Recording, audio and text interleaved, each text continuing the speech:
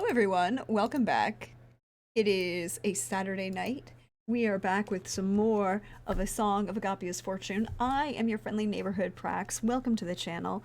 I use she, her pronouns. I'll do my spiel at the end of the thing. We're going to go around, let everybody introduce themselves, say where you can find all the good things, and say, who they're playing and, what their general character vibe is after, you know, not being watching Vandibris turned into a hamster by a being probably Fae. So why don't we start with PB? Hey, how you doing? How's life going for you? Hi. Great. I'm PB. PB is doing great. Tibby and concerned. Hashtag concerned. Very concerned. Especially Isn't since it it great we was have just an a lot of emote for that one? man, if only there was some sort of program in which I already paid for that would provide me a free sub every month. Would be cool. Because then that way I could use it on my favorite channels and then get emotes to use them.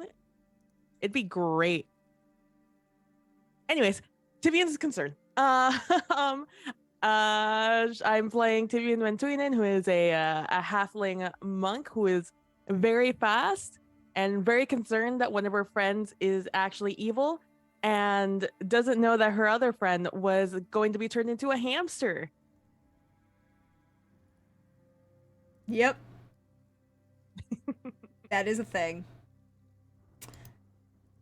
I have no control over that. Hey Chris, how are you? How's life going for you? Welcome back. Thank you. Doing much better this week. Glad to hear it. Um, and looking forward to the shenanigans that are afoot. Shenanigans is a viable term for what is going on. Shenaniganry. Mm-hmm. Mm-hmm. Hey Pope. How are Hey, you? um, doing all right. Not a hamster. Um, we'll see how long that holds. Um, I am hopeful, but I do not assume that roll 20 is ever on my side. And so the hamstering may in fact be inevitable. We just don't know.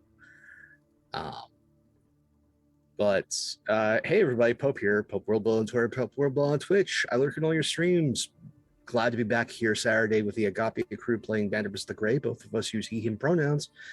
And Vanderbilt is having to do a school of magic that he admittedly is not very good at. Divination is more of an art than a science. And as such, Vanderbilt is not artful with his magic. So we'll see if we have any hope or Roll20 continues its inevitable spite towards success.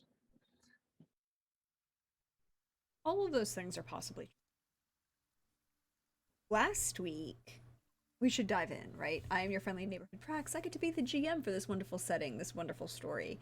Um, we should dive right in and say some things about what happened last week, right? Like last week there was a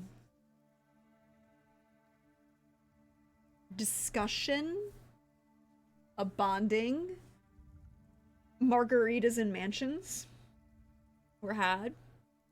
Um, an attempt was made by Javi and Bandabris to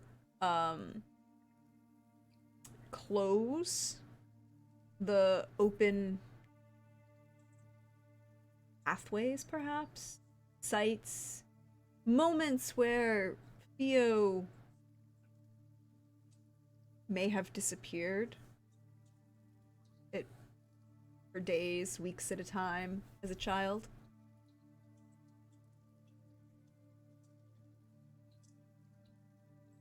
you discover that they are fully in shape of some integrated spiral. And just because I like to say it, you know, if we were to look at it with a modern understanding of mathematics, at least theoretical, you would see a Fibonacci sequence.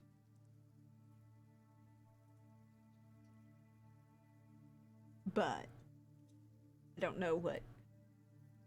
I don't know that, you know, what it would be called or seen. The viewing and attempts to check this and close these portals, the first was very successful. The second was successful. The third was not successful. And somebody looked through the door that you had was open. And then attention was drawn. This individual came through, walked, strode, a being otherworldly. Attempted to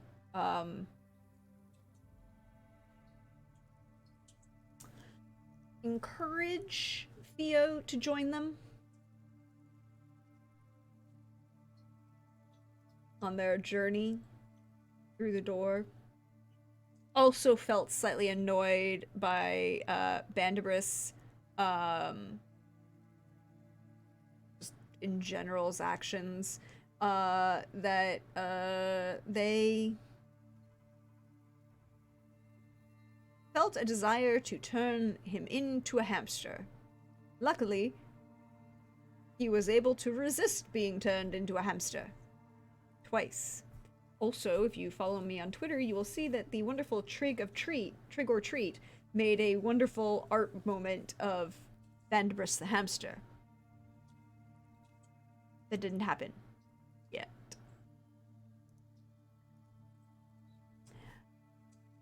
But that's where we left off on retreating back to the Magnificent Mansion. Blackthorn and going through and continuing the work on closing these points.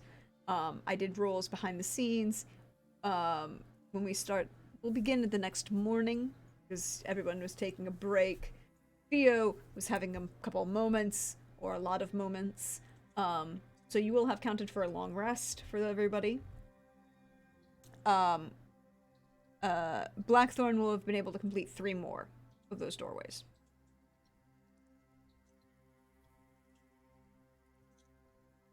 By the time you awaken. Theo will let you know that she is taking a day and not to bother her. She's working on her wedding plans. They're complicated. Where, I guess, should we begin with you all?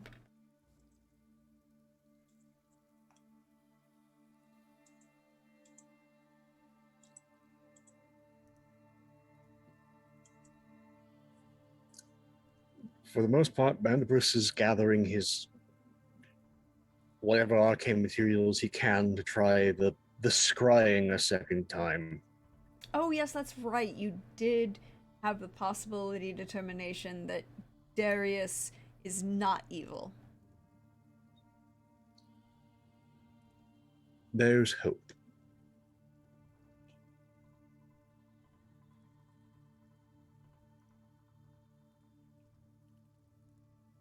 Hope is good. Mm-hmm.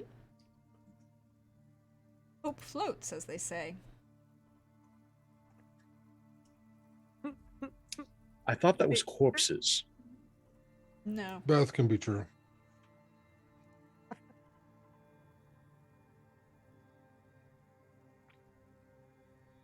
So- I, for one, after doing just morning training things, Mhm. am just helping Bandibris with his magic stuff.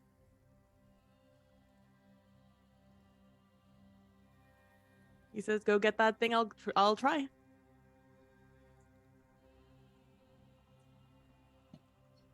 Okay. Where do we find Javi this morning? Well, as with most mornings, Javi would have been up in the wee hours of the twilight for prayers and um, the like. Then they would be most likely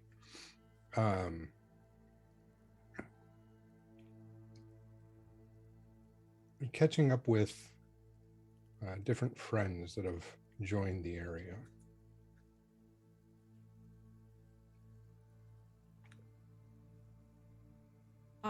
Are you leaving the estate to meet them? Most of them are not on the estate proper, but are. Mhm. Yeah, he would look to meet with them at the halfling bar that was or tavern that was so highly recommended by his friend Tibian. It is a very, very nice bar. Restful, a little loud in the best possible way. Mm-hmm. Just enough noise that any conversation you and your friends would have would not be overheard, but not too loud to be, headache inducing. Excellent, excellent. I'd make sure that upon entry, I would greet the keeper and let them know that I was referred here by Tibian Van Tunen of Sikal. They would be appreciative. And the barkeeper. Yeah, there already. Did I? I can't remember, so I'm not sure when looking at the NPCs if they're in that list. I don't think they are. They are not. Correct? They do not look to be. No. Yeah. This is one of Tibian's mentioned but did not specify. Has that. Don't worry. Got it. I has a lot. It's a thing I do. Indeed. The halfling bartender here is one of the Elfrin halfling. Not Sikel, but very nice. Well established.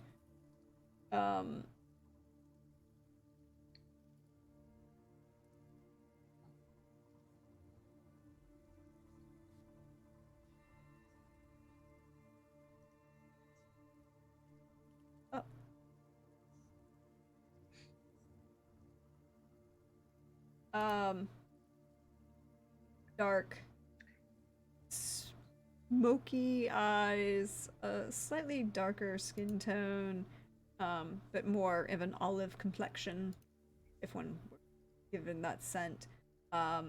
She wears a large wrist of bangles, and her hair is wrapped in a red turban that kind of dangles piece by piece from her around her the back of her head.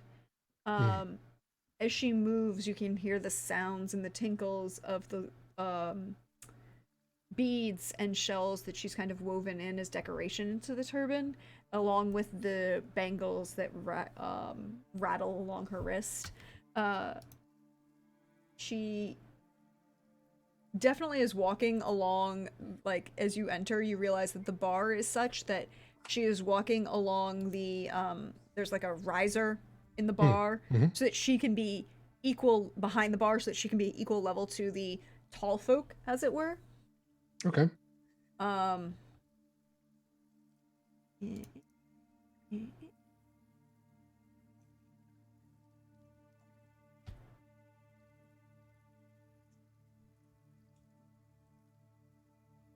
This is and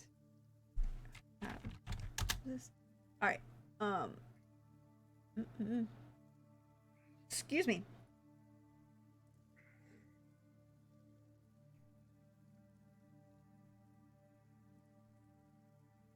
and everyone knows her as Ganor.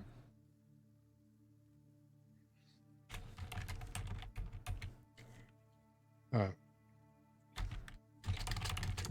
yes. Well, Ganor, thank you. Is there a table? And he'll kind of like glance around, looking toward the corners and such. It's a little more out of the way. I have some business that I'd like to attend to. Could you roll me a persuasion? I sure can.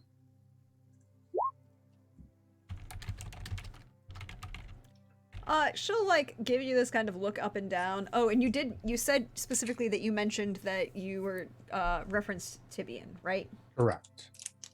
You can roll with advantage then. I'll roll again. Ooh, even better. 20. She'll kind of like give you this look up and down and evaluate, very quick evaluation, and like, just like nod her head as if to have you follow her as she walks like along the bar and then just hops down, and then there's that edge at the very end of the bar. There's a flip up where anyone who's of the proper height, of a tall folk, humanoid, human or elf or orc, would have to flip up the bar and then walk through, but she's just a halfling, so she just slides right underneath. And then we'll lead you around the main fireplace that's in the central point that kind of takes up the majority space in the center of the tavern itself. Big, large chimney that has a dual-sided fireplace going through it. She'll lead you around the back of that into one of these little corners, and it's got this rectangular booth that has this very heavy velvet curtains that kind of come around just around the back side of the booth itself, and that could be closed into the front. And she goes, and she just kind of knocks on the wood, and you see a little mark carved into it. That way you let me know if you need any assistance. I'll bring some drinks. Much appreciated. I will use the wand of sending and let Master Carlo know. Carlo will be a mere, he'll be like, be right there. And you realize he's right there in like a minute, maybe two. He had already been partaking of the bar in a more recreational capacity. I will sit in the booth with Carlo and say, have any of our other friends arrived yet? A couple. Some individuals that I believe will be of importance. Excellent. Yeah.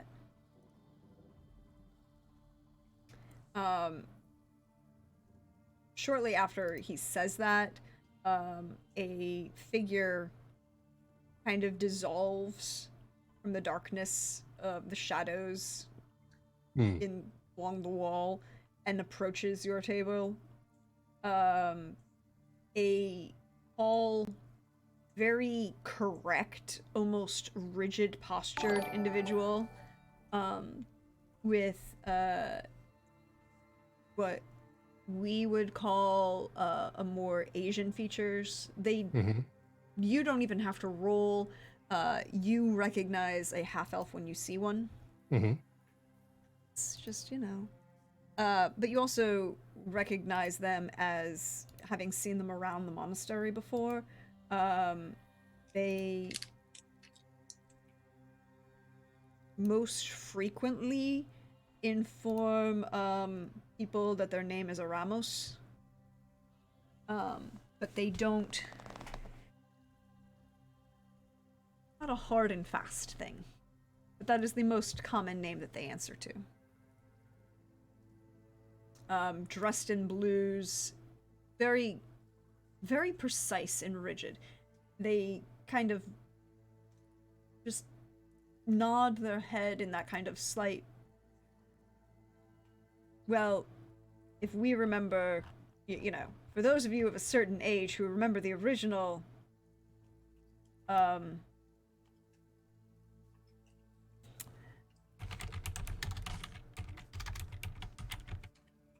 the original Star Trek series, that kind of like nod of acknowledgement that Spock gave frequently to multiple individuals, that kind of like head cocked to the side and then nod, but you know, not really deferential, but more in greeting.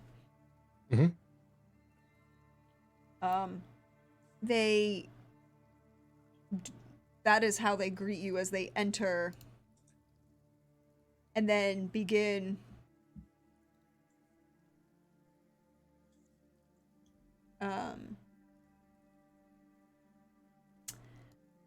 to just kind of sit down and just slide into the back corner of the booth with the corner behind them. And Carlo is like, Javi, this is Aramos. Aramos, this is Javi. He's the Begarale. This is my very good friend. And Aramos doesn't say anything. They are just there kind of thing. Yes. Javi will return the nod when it's presented, and like body language of acknowledgement with the introduction. So like shifting the shoulders toward Aramos when Master Carlo introduces him, and back to Master Carlo, and Master Carlo, you know, speaks, that kind of thing. And then take a seat. Are we expecting anyone else today, or is it just the three of us? And Carlo answers, just the three of us for right now. There are a few others engaging and finding some information, but for right now.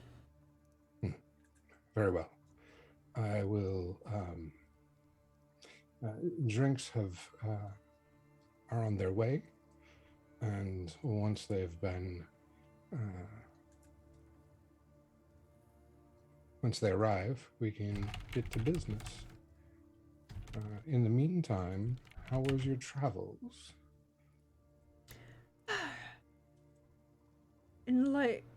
Well, entertaining. I do not enjoy.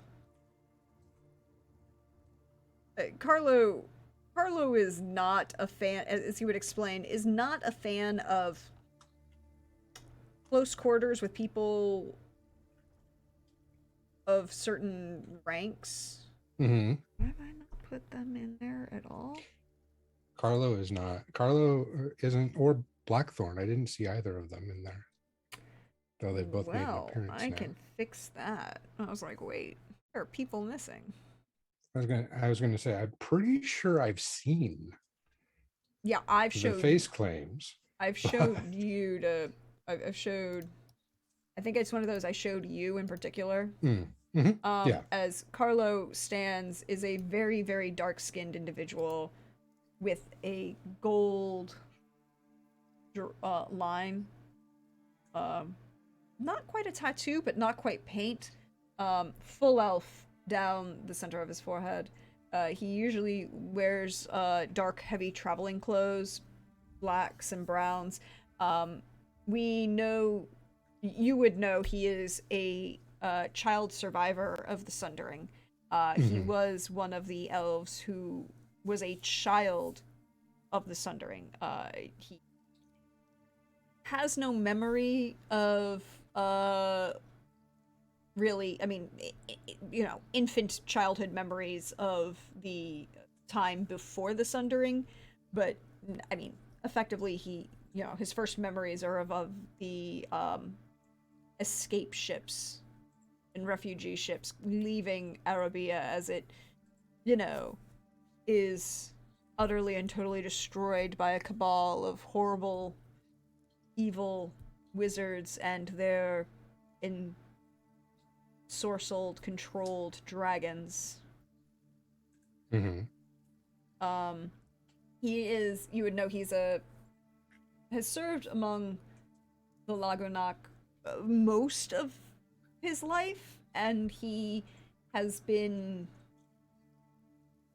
a friend for most of that time. Hmm.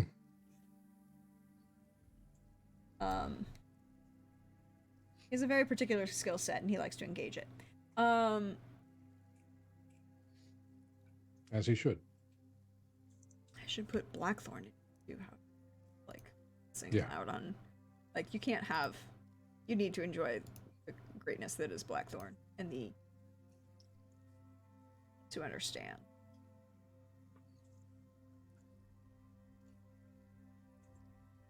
There we go. All right, so all of those people are now in the NPC dock for you. Have fun. But Carlo would tell you that there are some people gathering additional information, but they are not currently nearby. It would just be the three of you at this moment. Ganor, at that point, herself would bring the drinks and set them at the table.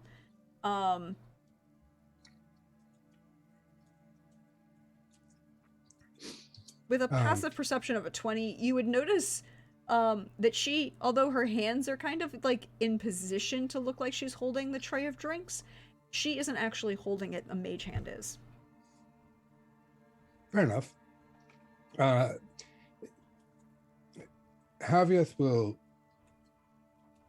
slip a one of the 50 gold piece diamonds that he continues to collect from people when he revives them, but doesn't have to use them, and pass it to her and say, "Thank you for your discretion." You would see a moment of it, like played through her fingers as if to evaluate the weight of it, and then just disappear through as she walks by. And as she walks away, she will actually close the curtain around you, and you hear the sounds beyond that curtain just kind of dim. Not to the point that you couldn't hear if somebody was approaching or if there was say a fight in the bar for some reason, but enough that you are, it's not a distraction and you aren't paying attention to it. Excellent.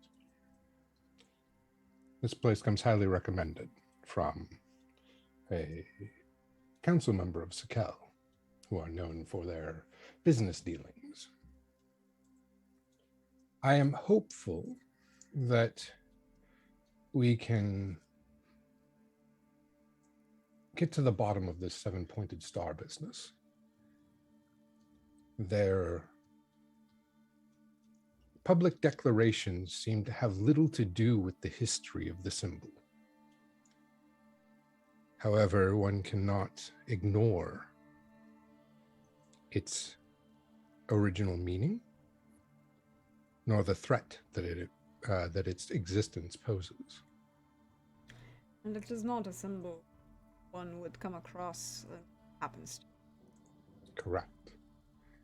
Right now, it looks like basic thugs are wearing it and donning it as some sort of sign of membership.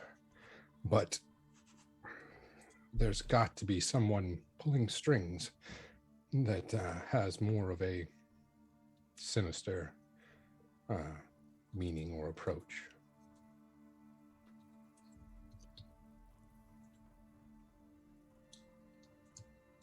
Ramos would, again, they are staying very upright. They're perfectly correct. Even as they take a sip from their drink, they nod. So it is likely that we have a perhaps more informed individual who is sharing identifiers that are not being explained? Yes, I feel like they are, well, my instinct is that they may be using this symbol for this rabble as a way to send a message to those who recognize it without actively making any moves against its original targets. But Yaraba should be, I wouldn't say on alert, but at least taking it seriously until we know more.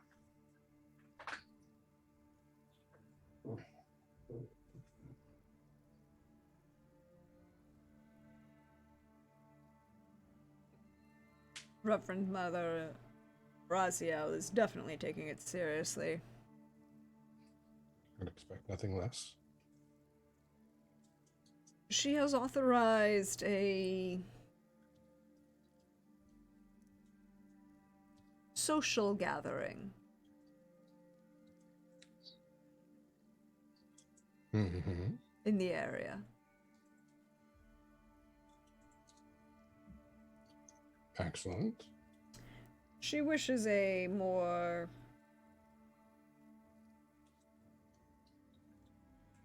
closer dialogue with those who would be wearing this symbol. Fortunately, that means we have to leave a couple of them alive, but, you know, needs must. It's about finding which ones to leave alive for. I don't. So far, the reports I've gotten, they do not seem to be aware of what they wear as much as they take pride in the camaraderie and brute force that they wield together.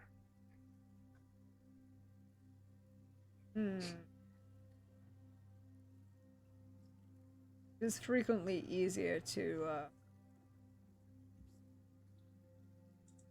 recruit a rabble with the right words. Mm-hmm.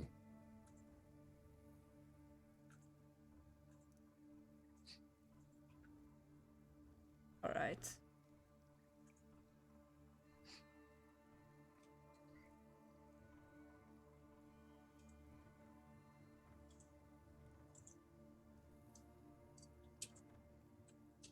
So,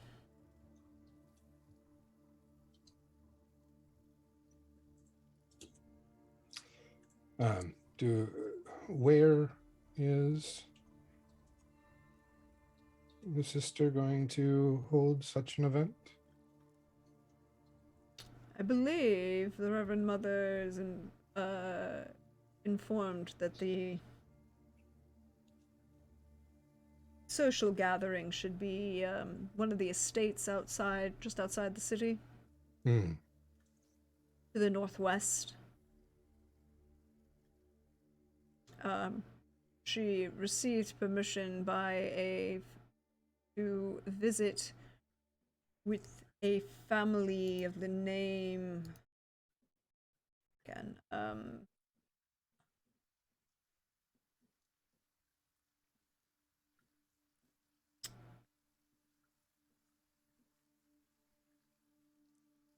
Dombre.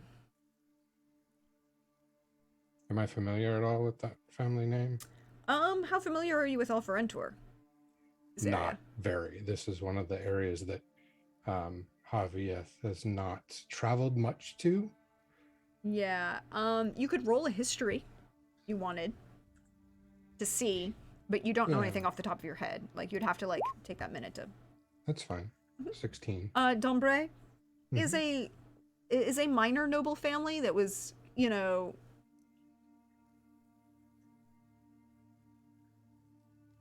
nominally positively tied to the previous duke, considered loyal bannermen and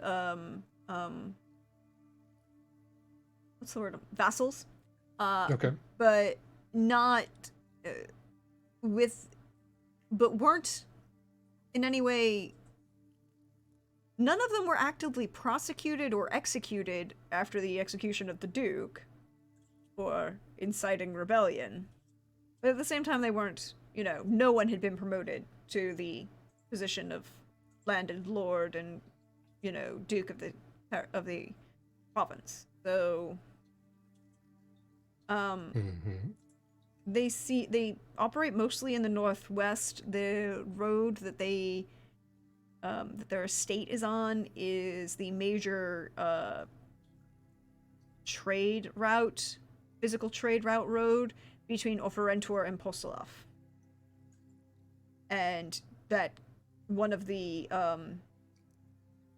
goes through the two passes that connects Oferentor to Postolov up to the river and then beyond to Visava. Through the mountains. So they definitely had some trade and power in the area, but they don't seem to be executing a lot of it in recent decades. Their own personal territory, they're very good at kind of policing, but nothing outside of that. Okay. And that's not actually uncommon. Most of the minor nobles here very much went into, I can keep my own lands relatively secure, but beyond that, Oferentor has become slightly... Well, there's a reason Han left the position of being a guardian druid and entered the business that he did. I imagine so.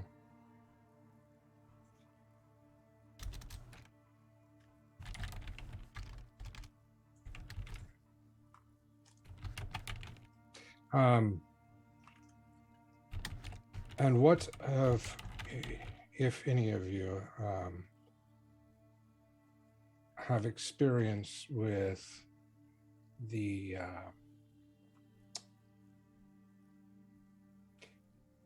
curses afoot that I've sent back? I have been attempting to understand a bit of that. Aramos interjects. Your details were very useful. It is possible that it is these oaths that are tied to and bound by old magics that might be providing additional support and power to those who are, shall we say, attempting to continue such unpleasantry. Yes. I will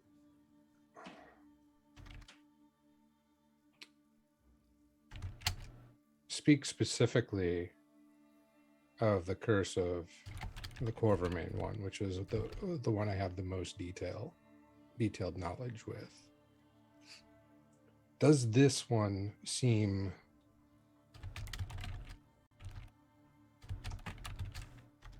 this seems to date back quite a ways, potentially before the Sundering, just repurposed. What do you know of, and I'm forgetting the name of the blade now. The glaive? Yes. The glaive is, the vermilion glaive. Yeah, the vermilion blade. What do you know of it and its curse? According to the bearer, the curse dates to the old continent. The curse that you have informed me of is not so much tied to the blade as tied to the bloodline. Mm-hmm. It is a curse of fealty.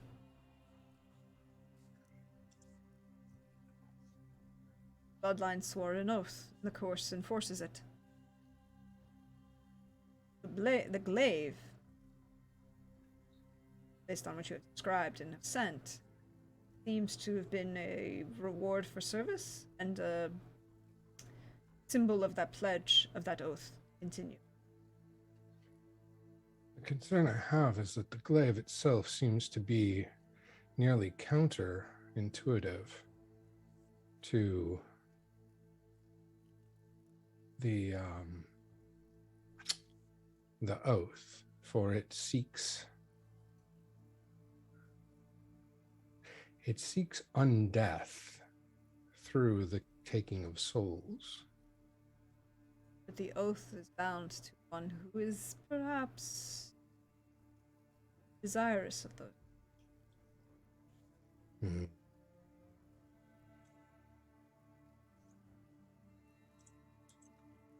That is fair.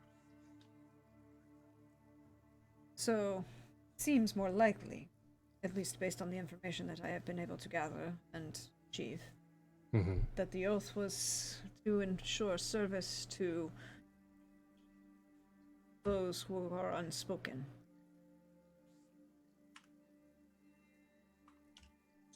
And failure to, and rewarded with the use of the glaive. Failure to fulfill the oath cites the curse. Harm that it brings. Carrot in a stick, perhaps. Yes. Carrot and a stick. That makes much sense.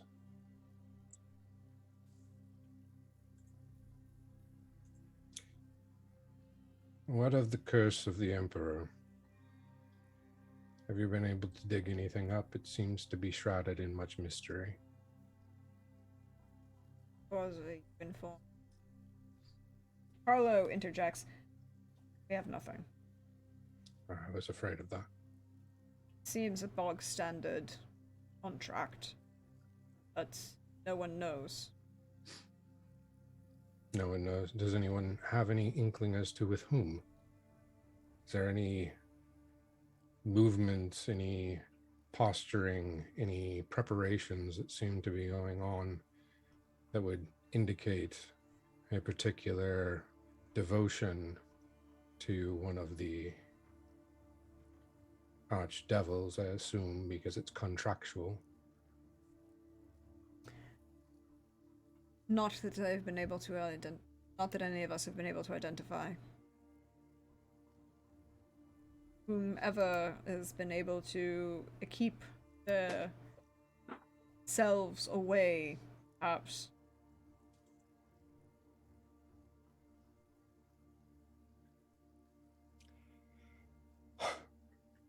Understood. I have not been able to send this on, but it should be something that at least you are aware of, Master Carlo. If you remember, a while ago, years ago, I went to Novigrad to help clean up the aftermath of what was described as the rise of a minor lich. I'm sorry, a minor lich? Yes. How does one determine whether it is a minor or a major lich? I am pretty much of the opinion that it is a lich, and therefore I agree.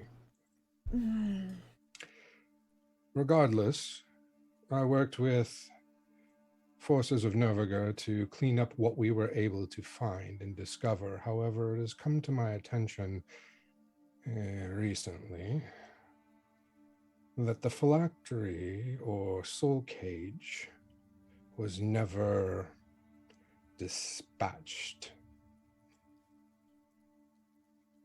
So we have a lich wandering around. Or trapped and being leveraged. So, you just see Carlo reach a hand up and like rub the side of his temple, where you can just see like the beginnings of that little vein pulse just a bit. My apologies for being unable to discover this while I was in Novigrad and having to wait until I was able to infiltrate the Imperial family to get access to such information.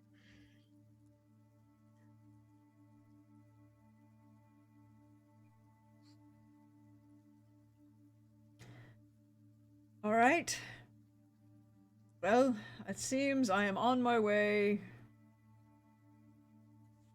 I will have to arrange for travel to Novigrad. Do we have a map at least of where you were? I will. Javier will rummage through his bag Mm-hmm.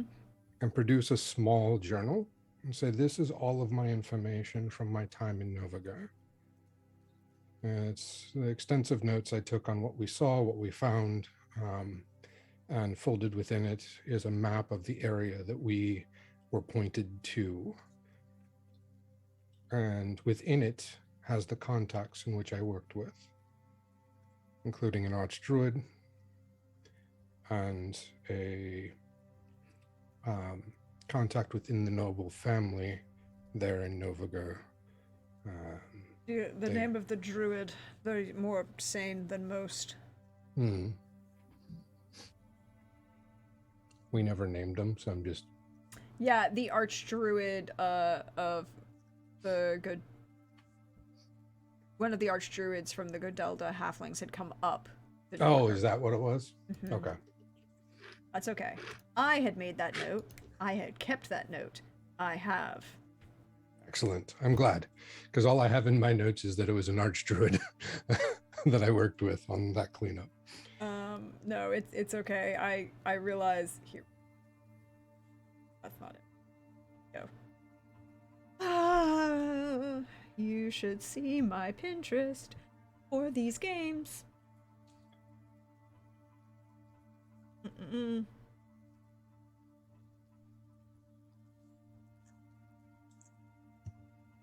Nope. Nope.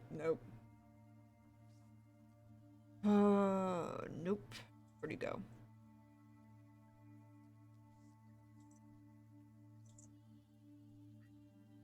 I try to organize.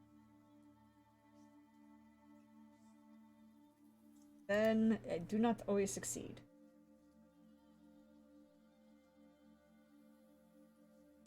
Halfling.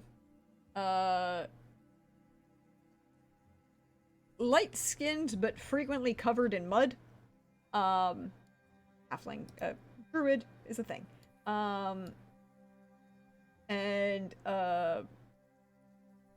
they answered to the name of... Please find my other notes, because I put the notes separately.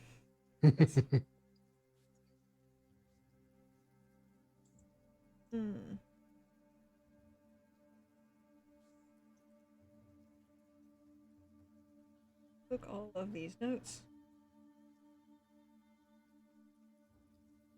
put them together. Then, yes, because they're the druids of Godelda, and they are halflings, and that's where you get the chili. He's the one who gave you the chilies. Oh, yes. The magical chilies. They can only be I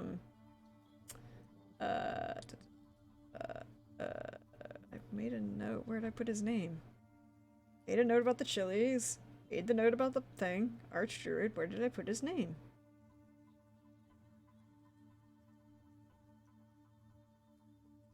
In a very safe place. Yeah, Clearly. apparently.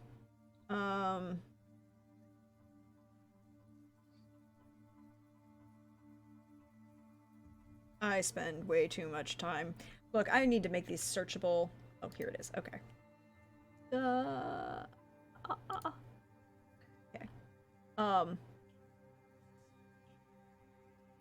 Okay, now I'm on the right page. That's work in progress. Notker. That's right. Notker. Because I was like, I was going to make a pun, but not really. Notker. Archdruid. Vigo Delta flings. Alright.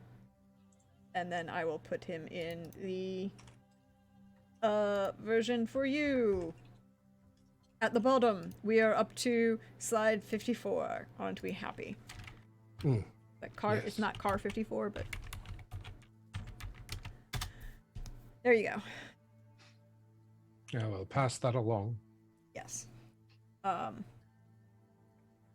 Resting bitch-faced druid with lots of tats, including a scarified tat in the forehead, but very much into the I can light this shit on fire. Also likes poisons because you would know mechanically that he's a circle of spores druid. Like, Yes. I did have all of this written down.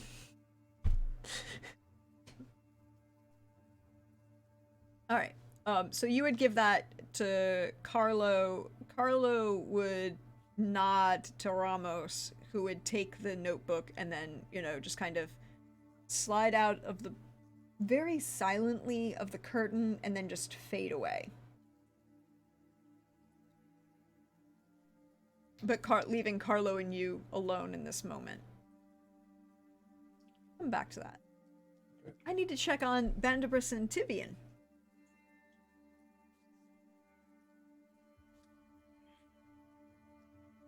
There is much activity. Okay. As it is gathering of what materials that he has on him, as well as going flustered, remembering. All right, too many transplanar beings that want to do terrible things. Casts mind blank on himself. What does that mechanically do? Lots. That is not a spell I remember off the top of my head. I'm sorry. Okay. It does lots. Immune to psychic damage, any effect that would sense its emotions or read its thoughts, divination spells, and the charmed condition. Spell even foils wish spells and effect spells or effects similar in power to use to affect the target's mind or gain information about the target. Thanks! I appreciate it. Yeah, you're not getting in today. You didn't try and get in last time. There was trying to counter scry. This is true. So no. Welcome, Panda.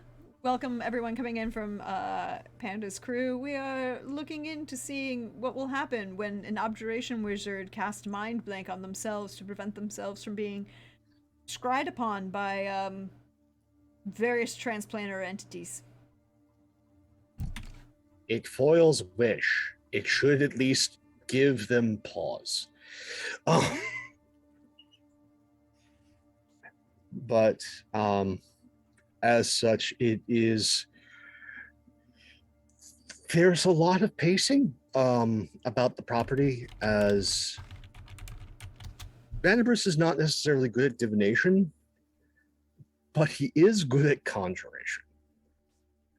And conjuration is much more of a science than an art. This location, this lovely land holding of the Barrel Embers, is, to put it simply, cosmically compromised.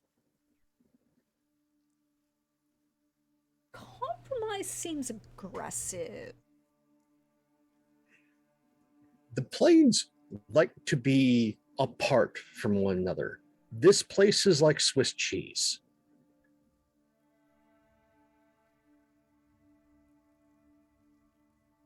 A little doorway here, a little pass through there, a little curtain Swiss open here. Swiss cheese. So right now, what Bandibus is trying to determine with Tibian's help is, for the purposes of this scrying, what would be better?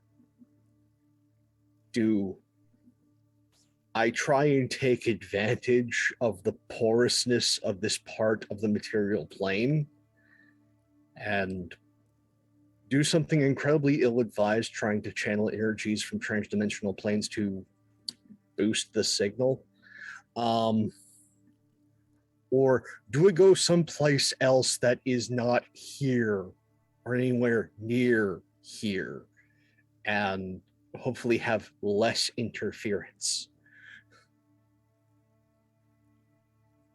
This is what we're trying to determine before we cast scrying. Before, not after. A very important distinction, very important point. So how do you make that determination?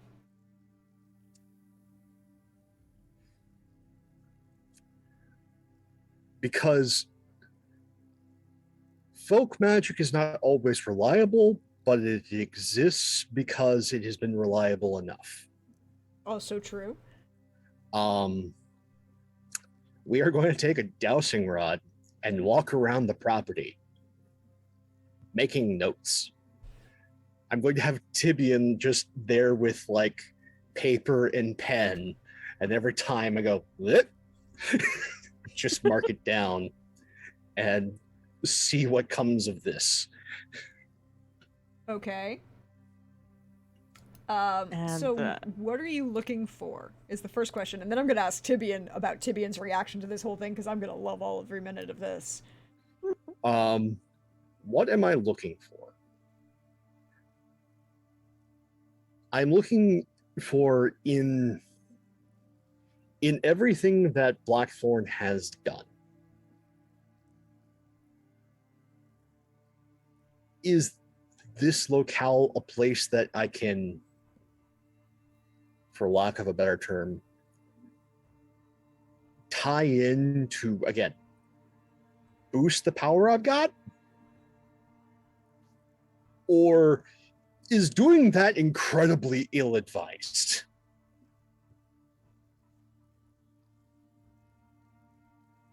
Okay. DM mechanical question. Are you mechanically casting a spell when you're doing this, or are you just using folk magic? Because that would determine what I'm asking my next question for you. We are using two or lower level magics to go along with the folk magic. We're using combination of detect magic, which again can be ritually casted, and identify. Once we hit the what is this? Okay. All right, so that works. We'll come back to that in a minute. Tibian, what are you doing as Bandibris in his gray hat is wandering around this orchard and lawn, and by that I mean traditional French lawn, nobility lawn, roll slightly flatter, perfect. You could put a badminton court in the middle, estate with a dowsing rod in a ever-increasing spiral fashion. It's definitely a lot of just like, are you sure there's not like, do you want me to hold them? Do you think that would go faster? Maybe like I should hold them and you mark it down. Or like, or like, what if we take like just like broader strokes around here?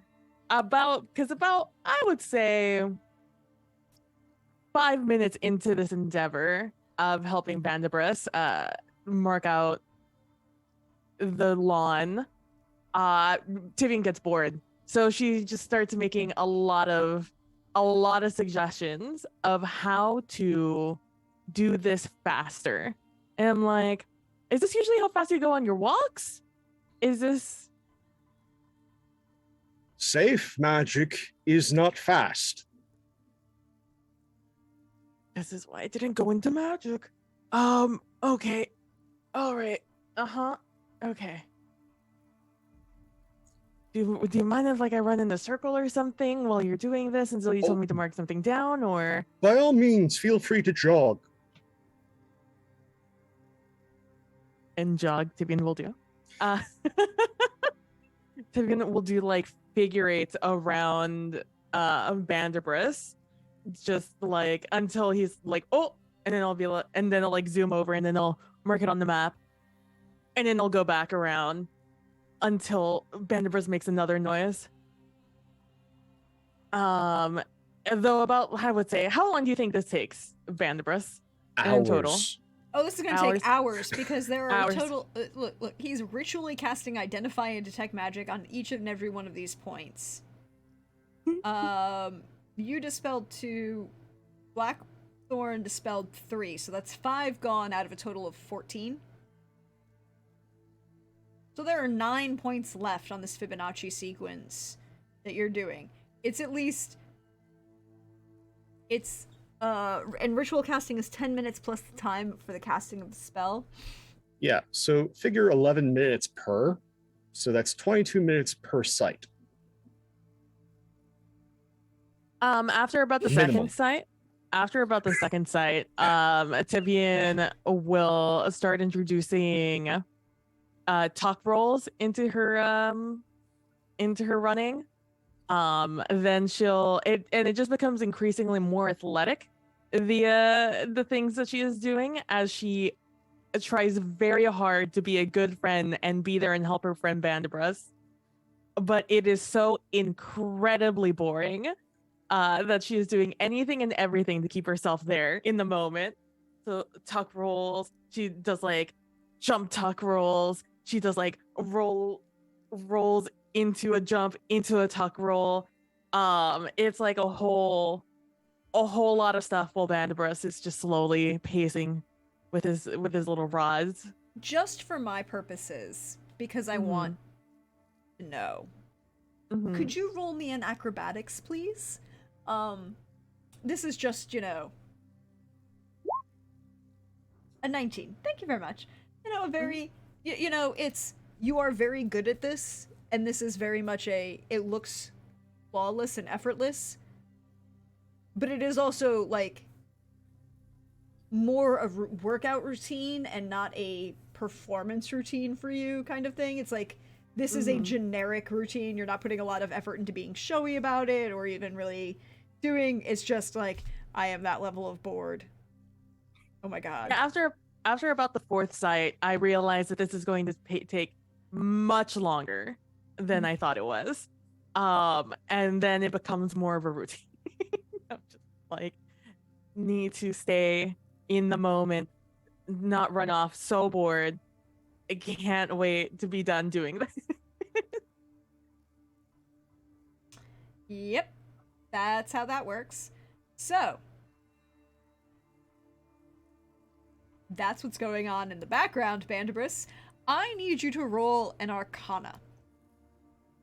This is not actually about the dispel or the identify. Those are going to just happen at 16. It's about how focused you can stay with the tumbling queen halfling in the corner of your eye. That level of, like... I'm going to spend a personal luck and see if I can't do better. Yes, that's because fair. that was a 3. Over 1 better. 4. It doesn't distract you from the casting, but there's that moment of, like, each time just before you start or just after you finish, like, once you're into it, you're, like, hyper-focused and you can tune everything out. But then when you finish the spell, there's this you see this flash of movement in your eye and you have to kind of turn and look at it. And you take a second to refocus yourself before you go into finding the next location on this map. With the Identify and the Detect Magic, all of these are they're magic, but they're not spells per se. I need to double check the wording on Detect Magic.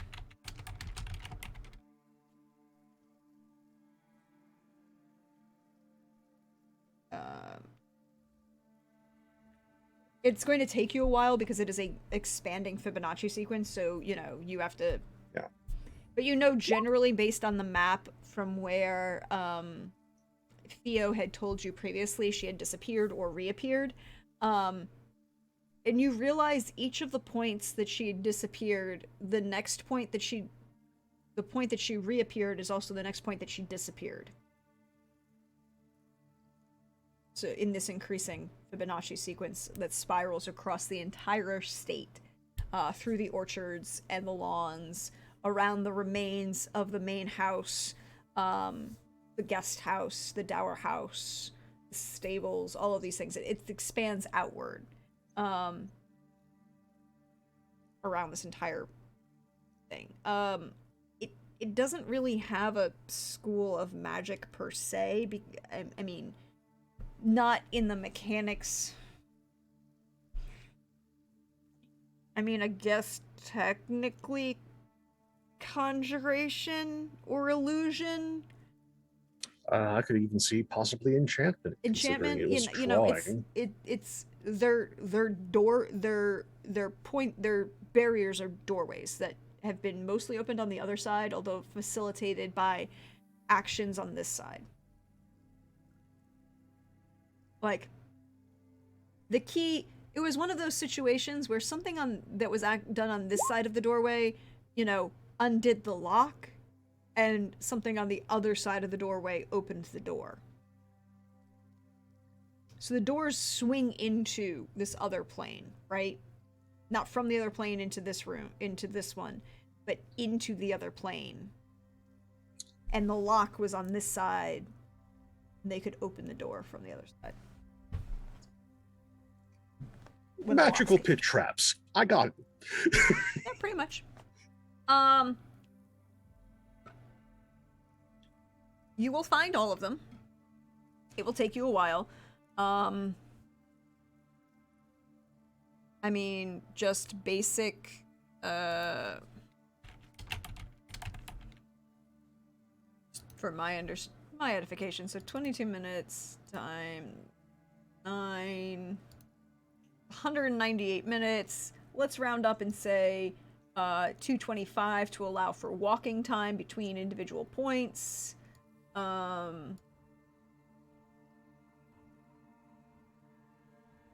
So 3 hours and 45 minutes, roughly. All morning. This is an all morning experience. Well, now that you've found them all, and you've identified them all, what would you like to do? Good. First lunch, and then it's sort of with said information go and try and determine whether or not using the eminent energies from these magical pitfalls would be a good idea or a bad idea. With that previous Arcana check, I can give you that answer. Okay. It is a neutral idea, as long as you don't mess up. Bad idea. It's a bad idea. No, inherently it's neutral. But it's... Failure is always an option. And with that being the case, and that this would exacerbate said failure, this is a bad idea. Well, it's like plugging yourself into any external energy source. You need to modulate it properly. If you fail to modulate the energy source... I do not have a series of apprentices or masters to do this process in any sort of timely fashion. I mean, Blackthorn's here. Your apprentice is here. My Harvey is apprentice, here. I am not going to let near magic as long as I am present. Harvey is here. Repeat sentence, just more emphatically. As for Blackthorn, no. For just personal fear reasons, I am not going to possibly risk the world's greatest necromancer over this.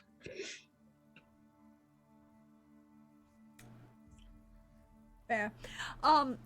But while you prepare luncheon, we're gonna check back in with Javi, as you were left alone with Carlo.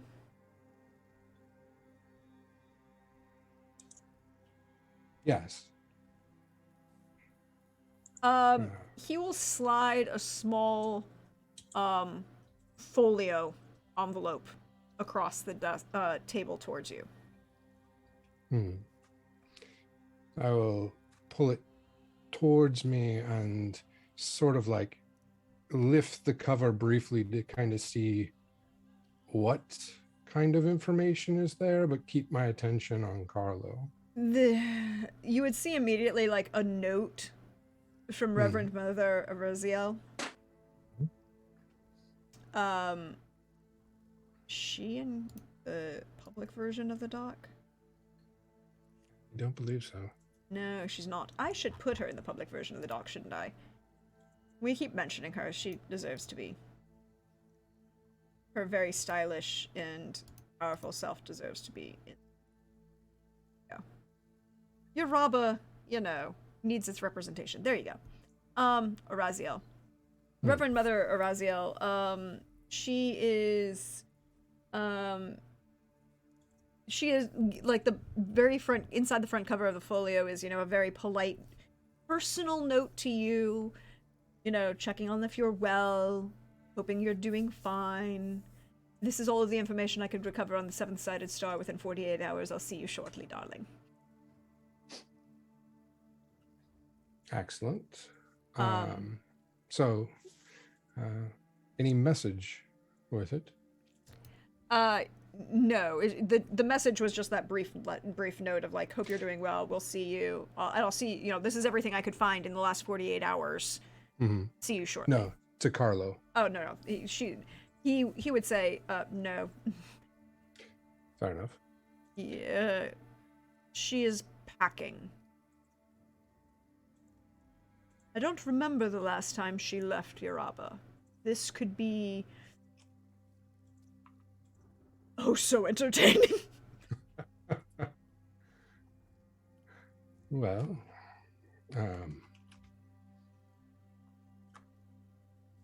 I hope that it is fruitful, at minimum.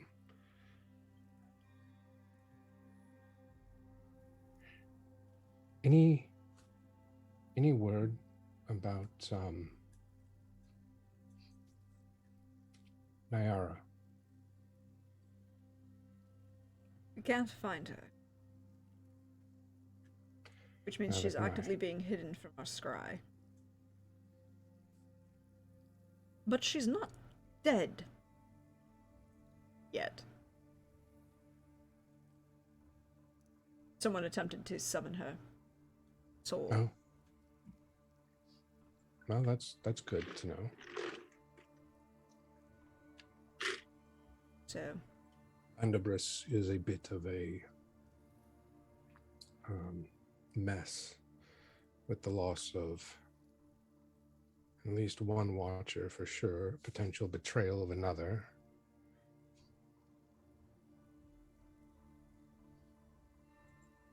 Kafir seems to be on the lam, as it were.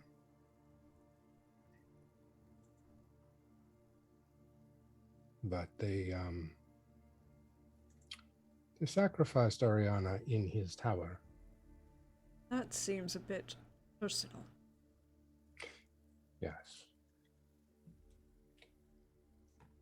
Makes me wonder if they're at all related to the last time the Watchers were in Varum. Well, you've definitely ensured that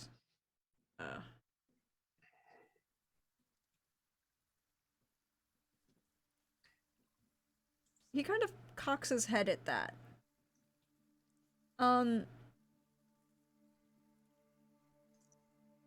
And you could roll an investigation if you desired. Sure, because I'm curious. I don't know that I'll get anything out of it. No, a 5. With a 5? Nope. Time we're in Huh. Are you not informed of that? No, I was very much informed of that. I was tapped for the end of that. I thought as much. You would not believe the amount of whining Imperials give when you stab them through the throat.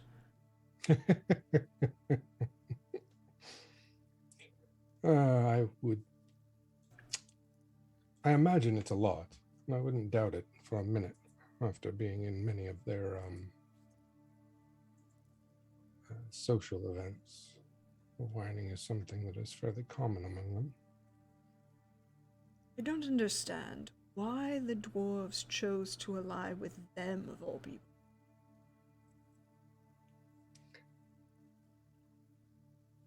Good for business? Proximity? Has to have been war. I don't know, dwarves seem simple in many ways.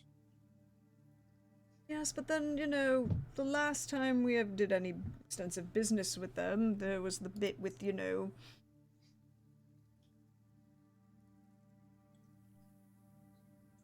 Look, I'm not saying it was our fault. I'm saying it was anyone's fault. But alcoholic consumption and religious events were not a wise decision between ours and theirs. Combination didn't work. Understood. I believe there are still 4 members of the council in Uraba that are permanently banned from Darasov.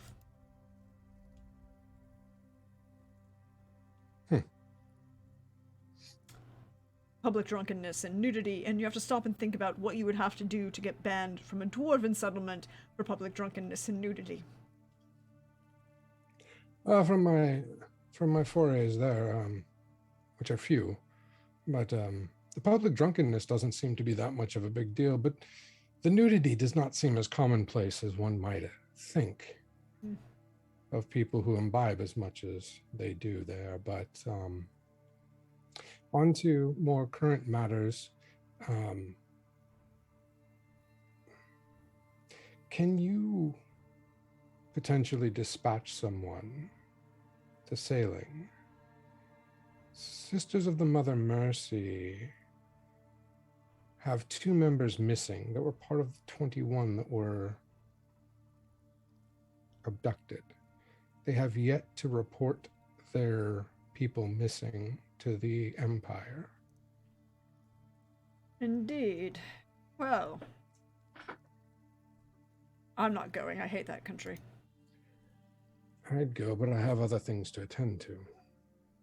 You're not leaving until the Reverend Mother agrees to it. I think by this point she's basically granted you delegate authority over this wizard and associates. That's fair. That's fair. I also am in the wedding party, so I can't leave anytime soon either. Anyway.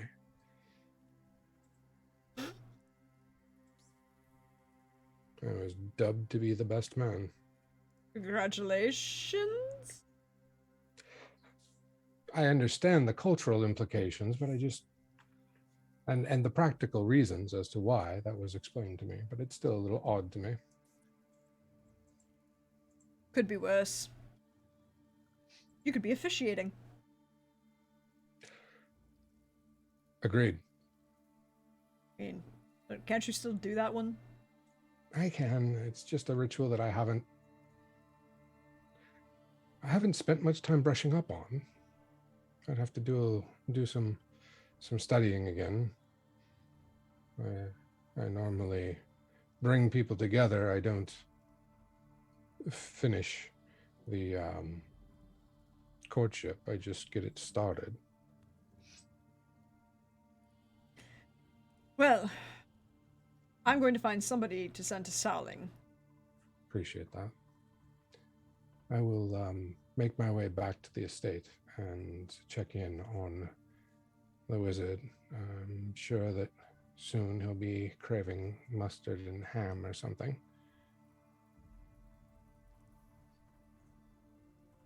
I mean, honestly, he's not the worst of the wizards that we...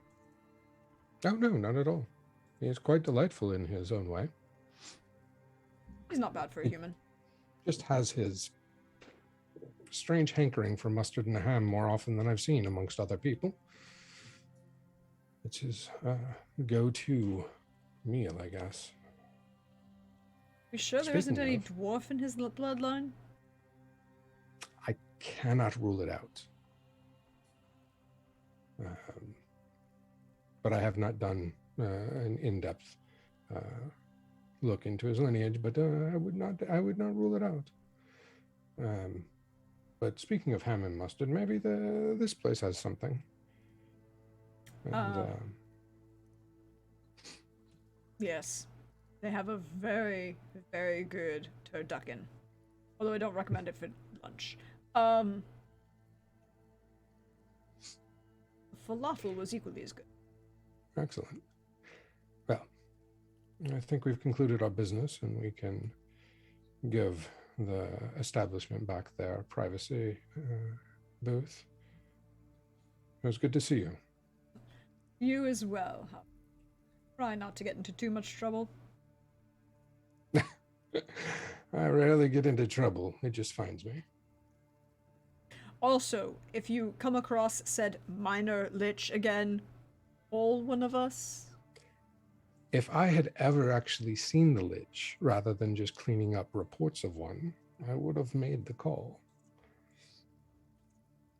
Very well. But until that day, be well, Be well. friend. Safe journeys, friend. And Javi will exit and like open the curtains and exit, and then kind of gesture for Carlo.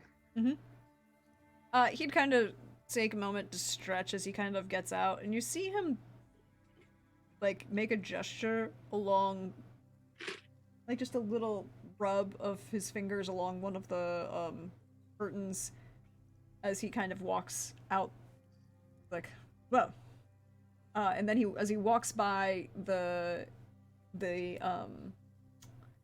bar, he'll drop a small pile of coin on the bar and just keep walking. Javi will locate the ever lovely host, Gnor, and ask if she has any smoked ham-based lunch that he can take with him. We have some pies, perhaps that would work in your manner. Sounds lovely. Whatever you recommend. I'll make you a basket. Thank you. I'll be feeding 5. All right. It's not long, 10, 15 minutes. You have a basket of meat pies. Smell divine. Excellent. How much do I owe you? Your friend took care of it. Always looking out for one another. My best to you. I plan on recommending this place just as it was recommended to me. And he will turn and leave and head back to the estate. You're probably walking back into the estate just about the time that they're going to break for luncheon. You would see Tibian, as you come up on the estate, were you working, correct, Vandibris, were you working from the outside in or inside out of this spiral? Outside in. Okay, so you're probably at like the 3/4 mark at this. You've finished the entire spiral for all the detection and identify. So you're in the center, which is this large tree, topiary plant, shaped beautifully. There's a little seating area, like bench right underneath it, but one of those sweetheart benches. So it's kind of like an S-curve bench where you could design so that you could sit facing one side, one person facing one way and one person facing the other, so that you could sit and talk to each other. And then there's another one, like a couple, there's a small table, and then there's like an actual like covered arch little seating area on just across from that. a very nice little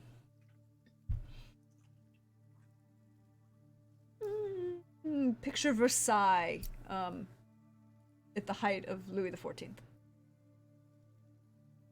Shortly after it was built, beautiful people, beautiful scenery, beautiful landscaping, costing an obscene amount of money that could have probably been better spent other ways.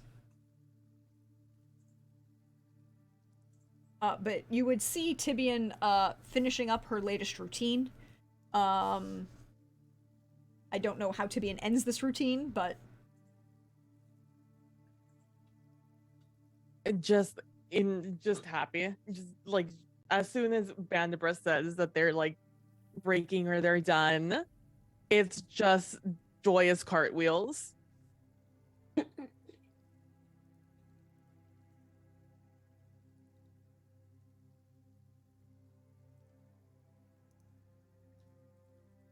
there they are.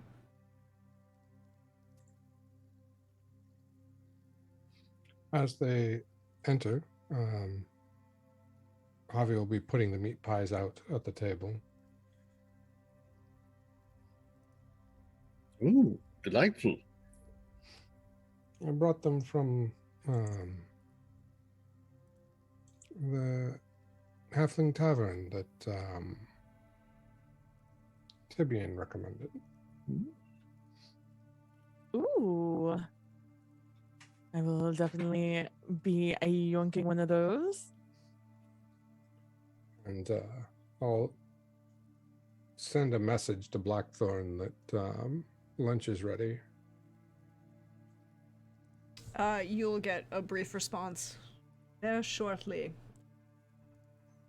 And, like, the impression of a put-upon sigh.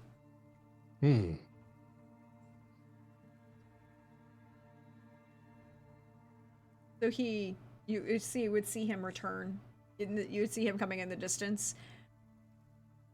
And no one of you needs a roll given your passive perceptions are all high enough. You just see this hidden look of frustration as Harvey is flying next to Blackthorn. Two horn, eyes, wings, purple, talking. And at that sight, Bandabris, for a brief moment, turns back to being 18, and just like 2 of the meat pies are now gone. Just gone. And is quickly like gathering and collecting himself as just upset necromancer and an imp. I need to not be here. I don't know what the most dangerous place is on this plane, but this is in the top 10 right now.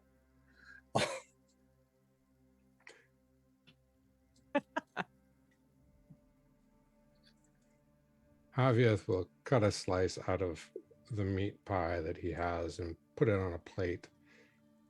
And when Blackthorn and Harvey enter, he'll raise the plate over to Harvey and say, "Something to eat, little one?" Well, thank you. I appreciate it. Where is Yura? Yes.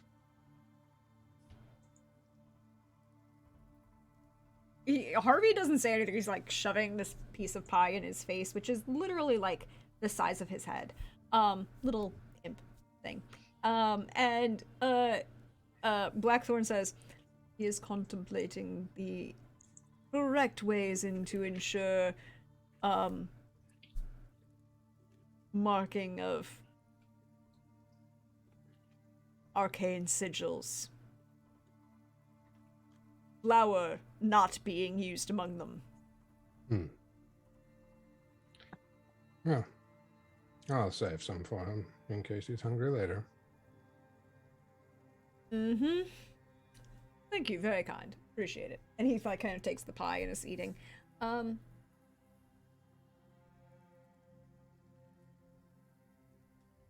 Vanderbilt, you left, right? It was dun, dun, dun, dun, dun, dun, and just quickly like Mhm. brush his beard, collects self, and is doing that.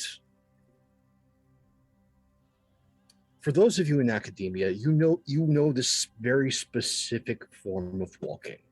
Mm. It is when the chair is entering the room in a bad mood, and you are not running, you're not jogging, but you are moving with a purpose. Yes, so yes. that to try and dissuade them from speaking to you or acknowledging your existence. For those in the military, this is an E4 walk. Not to be confused with an Ewok. No.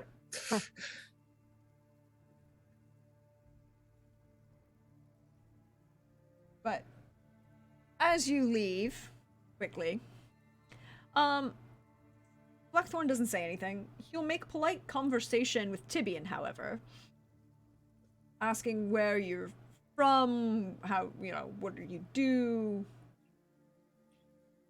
General polite lunching conversation at this point. Mm-hmm. But while we enjoy luncheon, I think we shall take the break for the evening. Stretch, refresh bio, we'll come back, we'll see what everyone's doing, where everyone's going, and more fun times. And Harvey. So we'll be back, stretch, refresh bio. See you in a few minutes, everybody.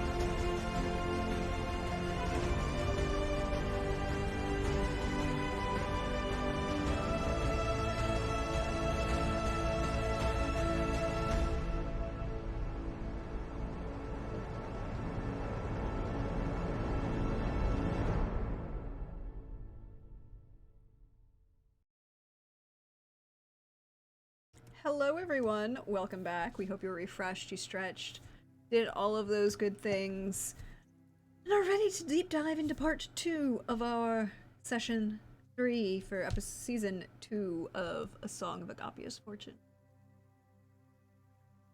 Believe we left with luncheon and polite conversation.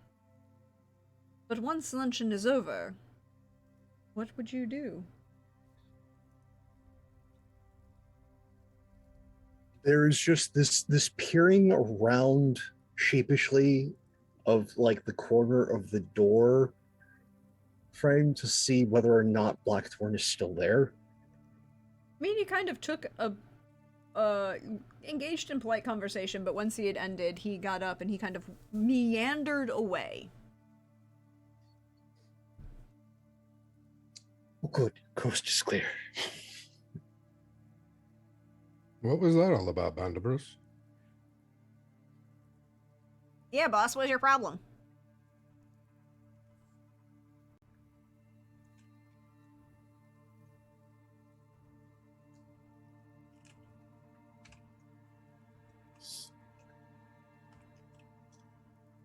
He's struggling to find the words. Master Necromancer in a mood. He wasn't in No a mood. liking. He seemed really nice.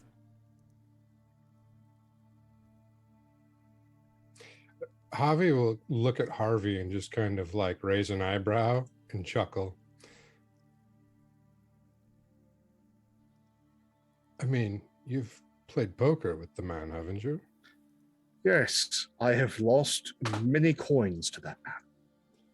Well then, I think you've seen all the moods that he has. None of them are fatal.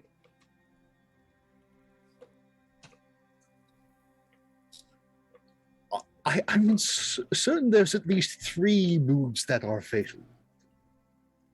I've never known Blackthorn to actually kill because of an emotional whim. It's usually because of a threat assessment.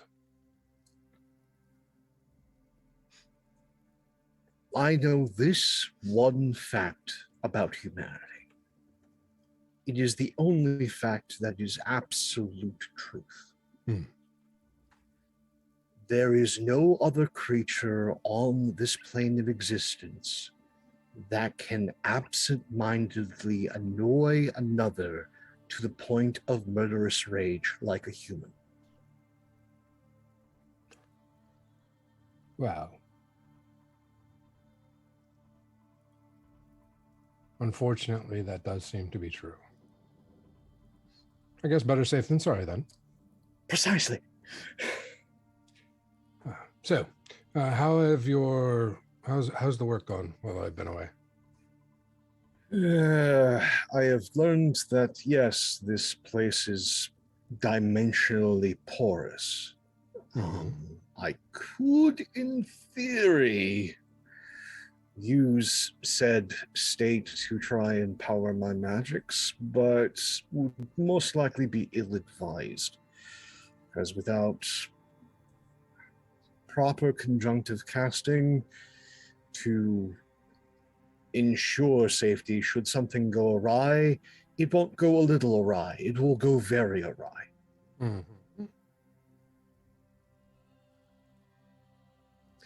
And I'd rather not turn the Barrel Ember estate into a giant portal to wherever. I can give you some help if you need, boss. No. Okay. So you would like to see if there is a more effective place in which to do your scrying? Yes. A place of stable, concentrated power, if there is such a thing. Oh, let me see what I can figure out. If you don't mind to give me a few moments. Certainly. I Any will and all consult help the is lore. appreciated. And I will cast Legend Lore. Tibian, while this is happening, Harvey is kind of hovering just at your eye level, Mm-hmm. but like just slightly to your side, is like staring intently at what Javi is doing. You know what he's doing? No, not really. Not really ever. Hmm.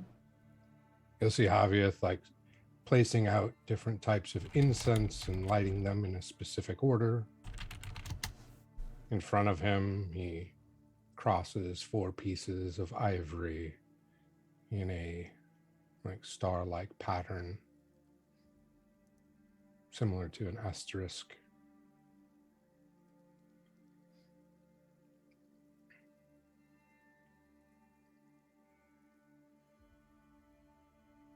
So you're looking for what specifically are you naming that you're looking for the legendary information about?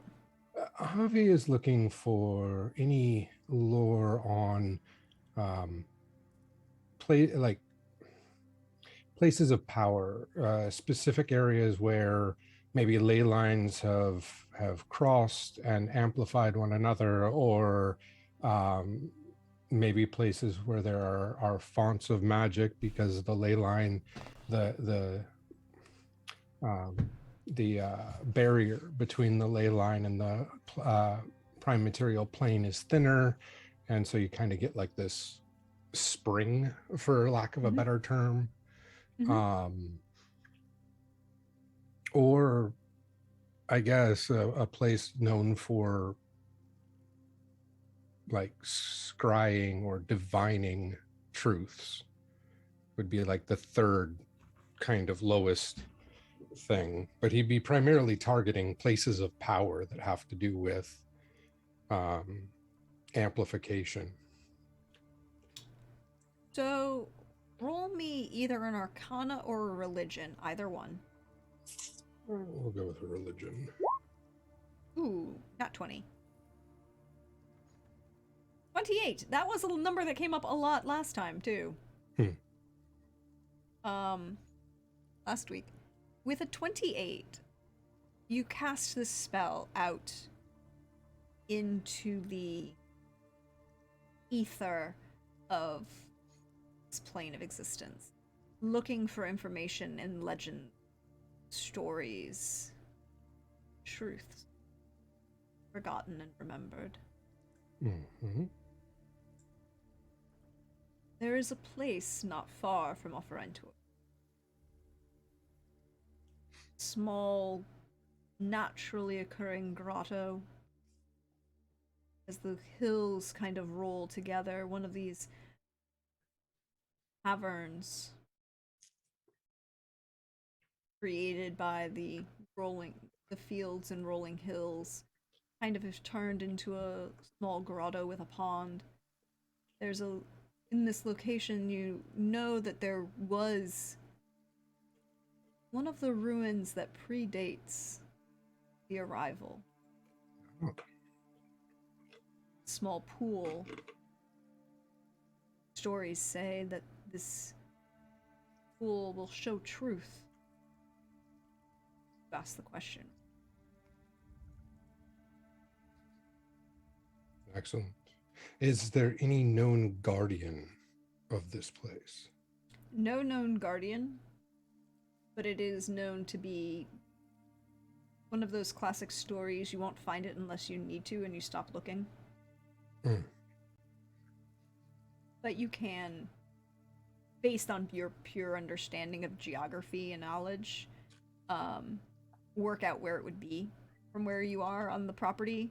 Okay. Probably due east of where you are by about 10 miles. Okay. And is it in the Barrel Ember lands or outside? Outside of Okay. the estate. Across it, the Barrel Ember estate is on the western side of just outside the city of Offerentor. Okay. This is on the other side of the city of Offerentor. Okay. And then away, just outside a bit. Yeah. Okay. Well, it seems there is a grotto known to bring truth to those who seek it.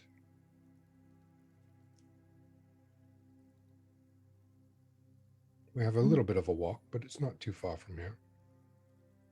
Well, sounds promising.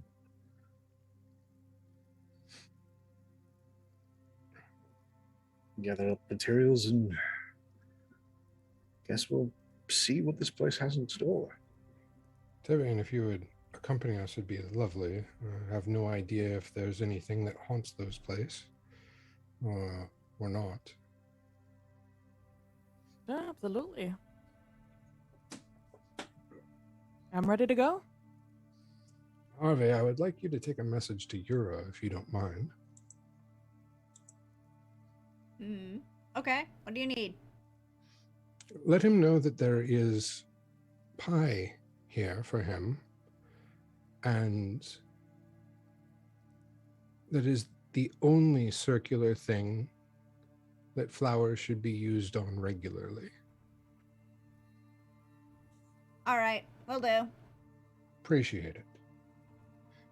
You're a good chap.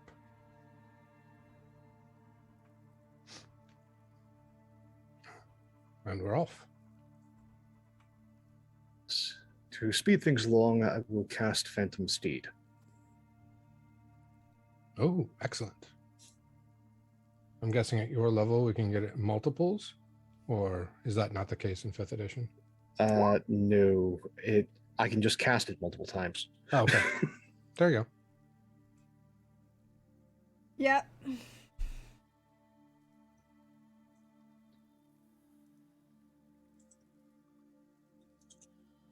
Yep, so you can all ride various phantom steeds. Tibian, do you ride your own or do you double up? I would probably try and double up since I know I've been just to save on Band versus Magic a little bit. Okay. I'll jump up and hang out with somebody. You're more than welcome to ride with me. And I shall do Bandibus might so. have And I quite a just bit, jump up. quite a sizable bag to carry, so. More like sizable baggage, am I right? And so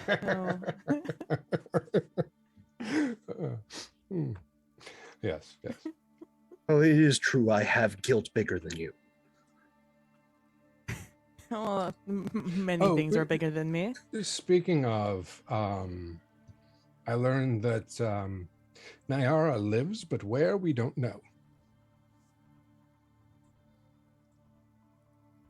I hope that will come across as good news for now. Let's hope it is. And then we ride.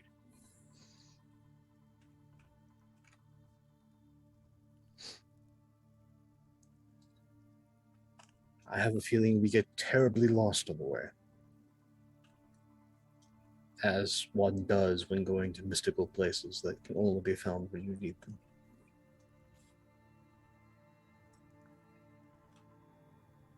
Well, Javieth has a good idea of where it is, roughly, with that nat 20. I can roll survival to see if I can direct us there. That would be. I will even give you advantage because of that previous nat 20.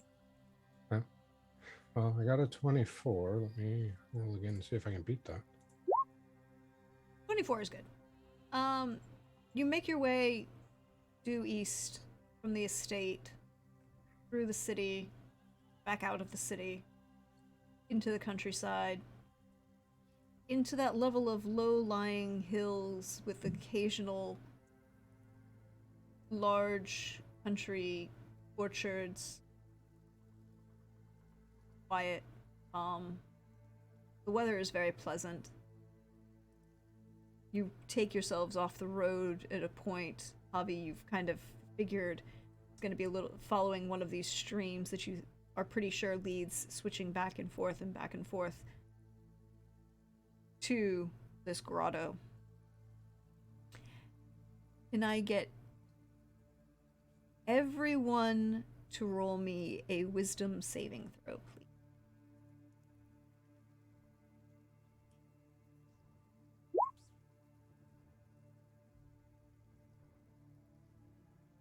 Well, Tibian, you are very disoriented. But you're not driving the horse. So both because you're riding with Javi, who rolled 23, and Bandibus, who rolled a 22, they can kind of see through, like, you can see, it's one of those effects where both you, Bandibus, and Javi can see the magic, but you can also see through the effect to see through that kind of haze effect that would disorient people. So you can know that it is there, know that it could be affecting you, but you also know that you can kind of see through it and therefore not let it affect you.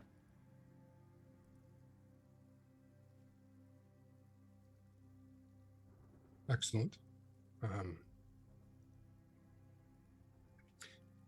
When we arrive, what does the opening look like? It looks more like one of those moments where you have this kind of carved by water for eons and centuries, and it looks like one of the rock formations is just kind of fallen into the other, so it's kind of a little bit like a triangle, like little fallen in triangle. You kind of enter into this grotto. It's open to the air above as this waterfall falls gently into a pool, so gently that there's no disturbance on the surface of this water of this pool. It's maybe 15, 20 feet across. Some large moss covered ground around you. There's a quiet in the air. You see what looks like the remains of a stone archway that kind of was built right in front of where the waterfall would land into this pool. It stands about 15, 20 feet high. Doesn't go all the way up the top of the waterfall. Maybe a third of the way up of the waterfall as it kind of drifts downward, and then you see the remains of this arch. Columns and the stones in place, but it's worn, weathered, aged. Chips and moss and greenery growing up on its own. You see what look like paving stones underneath layers of moss around the outside of this pool, but it's so over, you know, it's this level of development of moss that actually, when you step on it, you bounce just a little bit. Just that thickness and softness, and it'd be so nice to take a rest and sleep here. Not in any way that seems to be enchanting or mystical. This is a really nice place. It'd be great to hang out.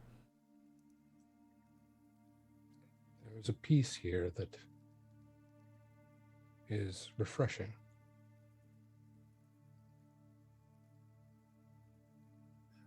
No reason to leave it less disturbed. Indeed. I'm told there's a pool inside that those who scry it can learn truths.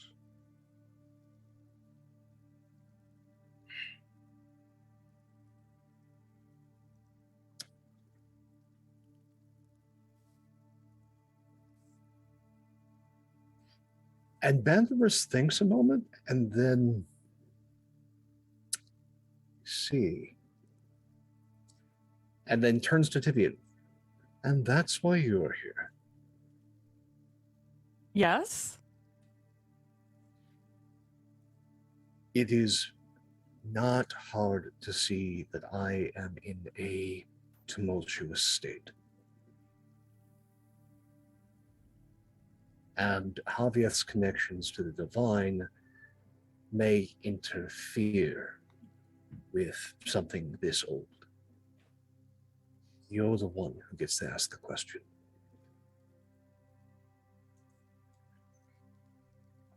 Oh, okay. What's the question? How do I ask it? You just will. It's kind of the nice thing about these places. Think about the specifics. Imagine what it is that you wish to know. Draw that to your mind's eye and be as clear and descriptive as possible while staying genuine with your interest in the answer.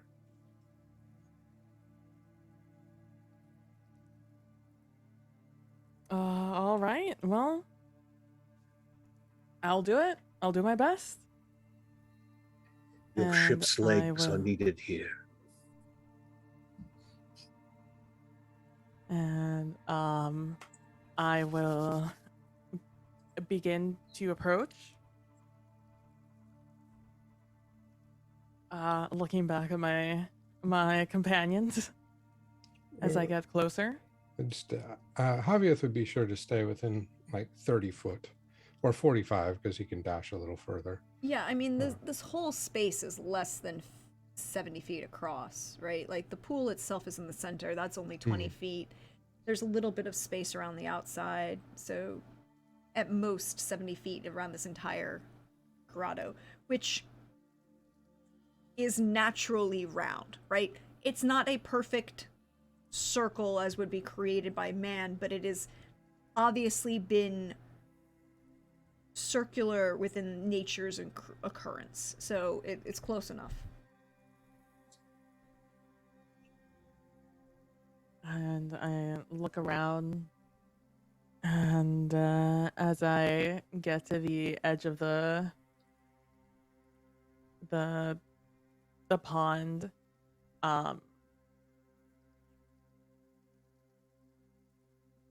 I will I'll kneel down, and I will put both of my hands into the water and see if anything happens. And if not, I'll just start talking. You put your hand into the water. Yes. Could you roll me a wisdom skill of your choice? Oh, okay.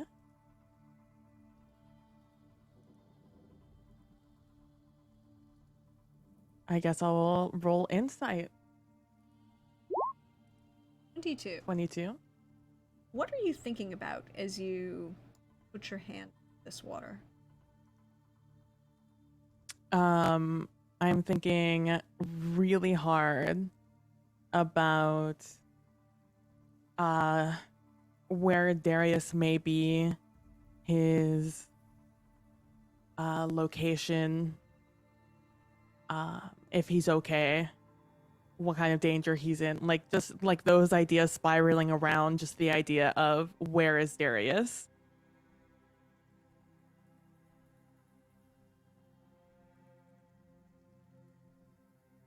And as you look into this water, the light seems to shimmer, shifts, waves.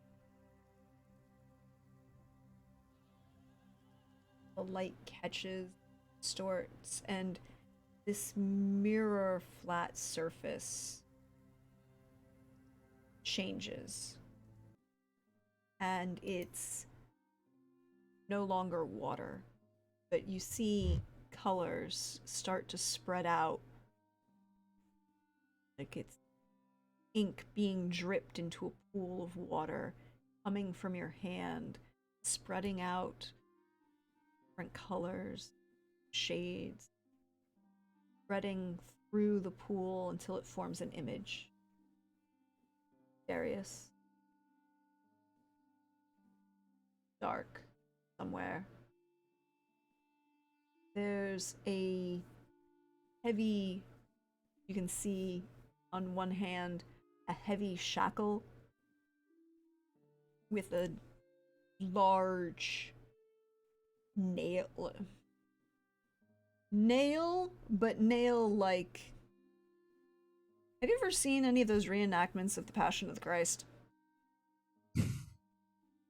You know, any of those Spanish and or Italian Easter, you know, massive statues of the crucifixion? We're talking like a steel nail, a foot, maybe a foot and a half long, with a square head that's 5-6 inches side. That's pinned that cuff, that manacle, to the wall. You can see bruising, shadows under his eyes. There's this darkness in his veins that could be either some sort of contagion or some sort of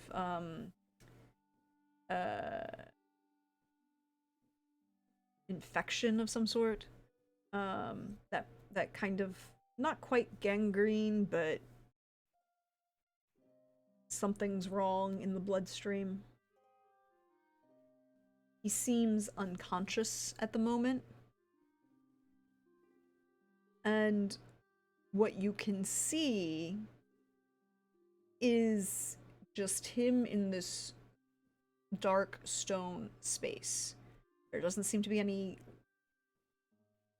actual light here, so you're not sure how you're seeing him in light. There's no, like, line of a flickering candle coming from, you know, none of this directionality of light. There's no sound, just this image.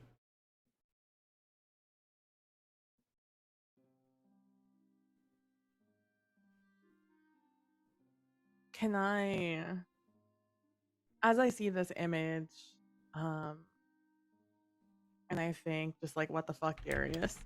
I'm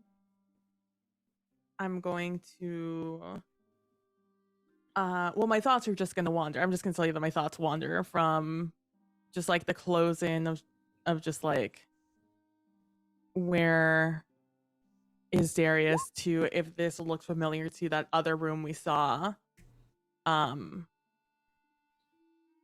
Does it look familiar to the other room we saw with all the clerics? Yes and no. Similar stone construction, similar wear, but you were in that entire space, right? Like, it doesn't look exactly like that room.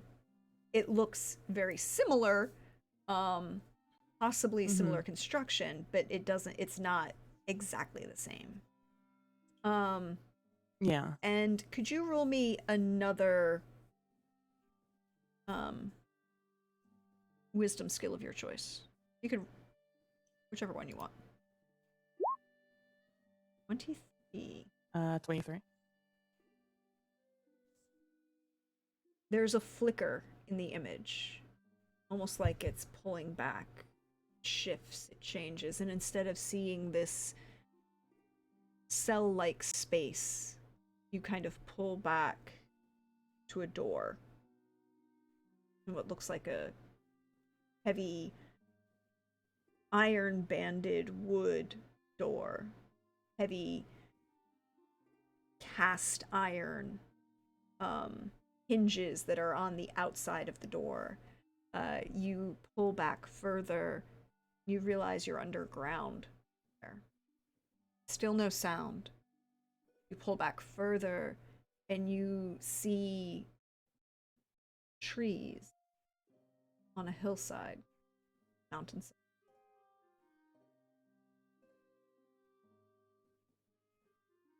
See pine and poplar,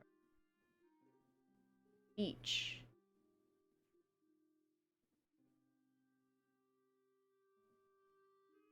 Any one of the three of you could roll me survival to see if you can determine anything further about this location.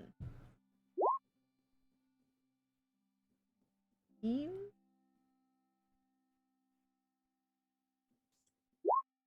Ooh, nat 20 for that's a stealth. Oh, that. Oops. There was the one right above. Yes. Well, I'm quiet in this moment.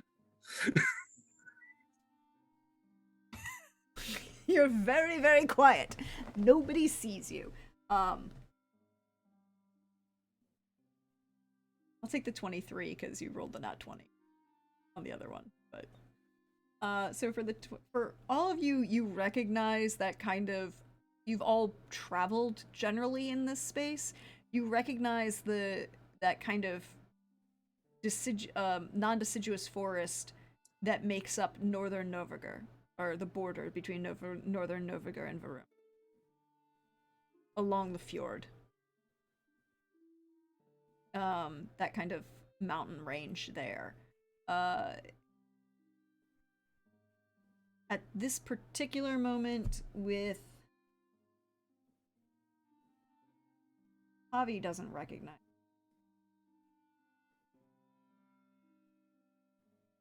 Mostly. There's a couple things that you know it has to be north of Fristad, but there's a lot of Novigrr that's north of Fristad.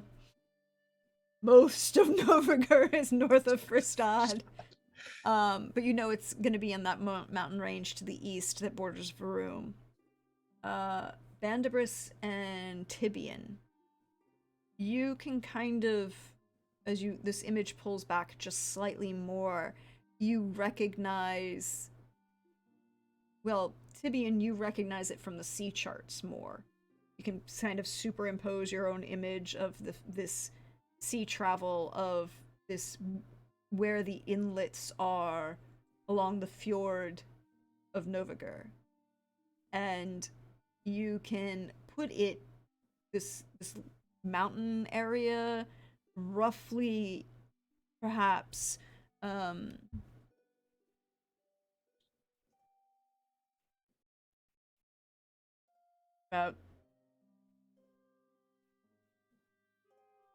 just about 850 miles north of Bristad. On one of the inlets there. It's a very little distinctive shape. It looks kind of like an M on a sideways. I mean, it's a little more distinctive in sea charts.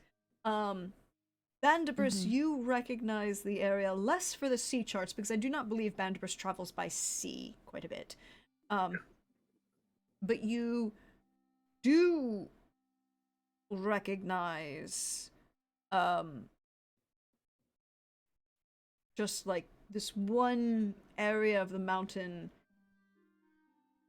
You kind of pull back and you see this one area that's a little bit, the trees haven't repopulated yet. You're a little distinctive because you remember what caused those particular trees to not be able to repopulate. It's more of a memory. Mm-hmm. And in that moment, there is just this absent-minded hand moving to a shoulder, nursing an old wound from a bite. And a memory of a much younger version of himself having a bad day.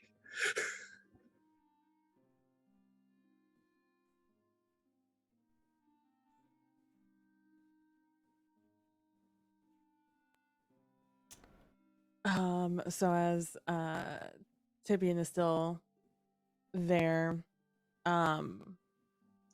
watching it, kind of like the way you just kind of get lost watching TV, like you kind of just, everything's out. Except of being head empty, no thoughts, it's head full, many thoughts.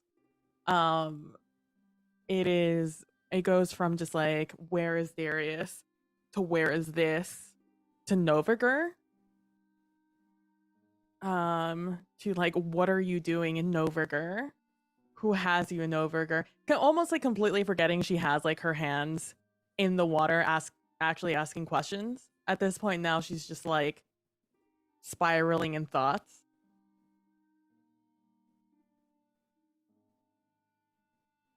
So you're spiraling in thoughts. Can you roll me that wisdom, whatever wisdom check you want, this time at disadvantage because you're not concentrating. Mm-hmm.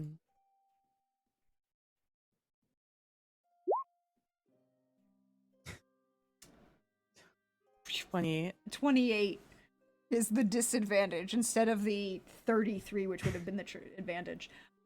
With a 28, you manage to hold on to the image, and those questions that you kind of are asking, you start to see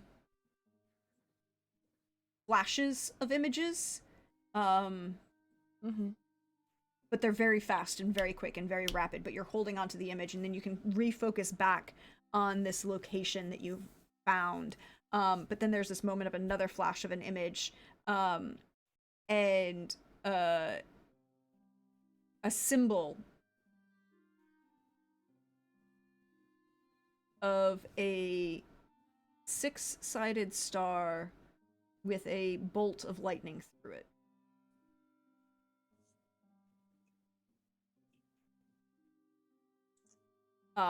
Going from the upper right through to the bottom left. Bolt of lightning. You also see the image of a bleeding stone altar.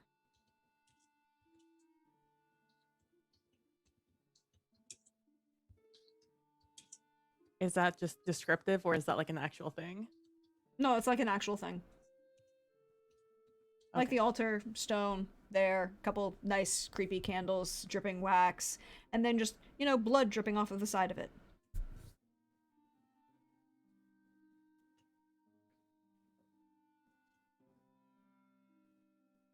And then Mm-hmm.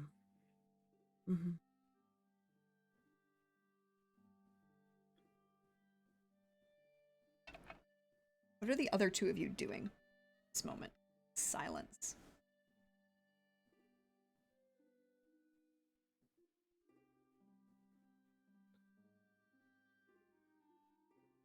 Javi is trying to get a bead on where this is and is probably consulting Vandabris, especially when he seems to be lost in thought and comforting himself in a way, like the whole rubbing an old wound action.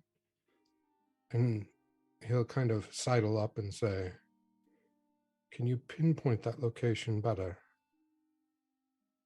A friend is headed to Novigrad. I can direct them to Scout." Southern rise between the border of Verum and Novigrad. If you have a bird's eye view, you can't miss it because the place hasn't regrown due to what was there. Usage of a familiar should make it impossible to miss.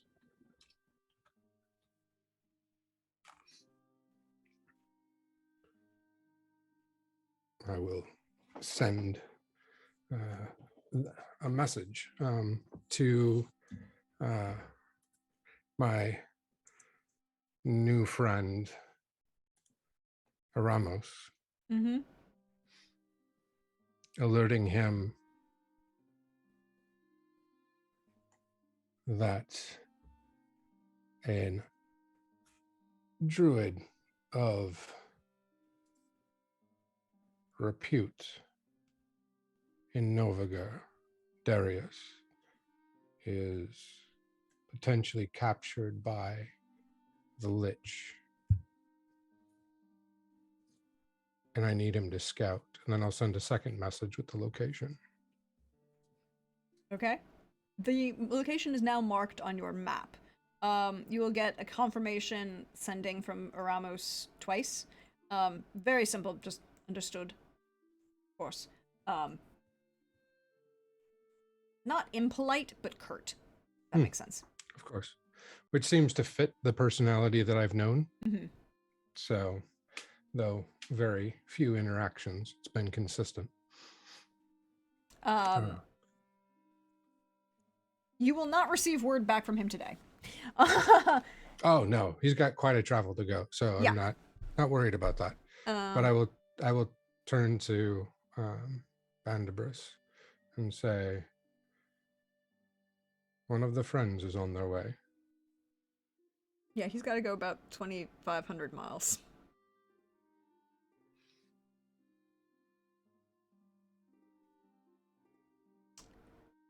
And there's a nod of acknowledgement, but then the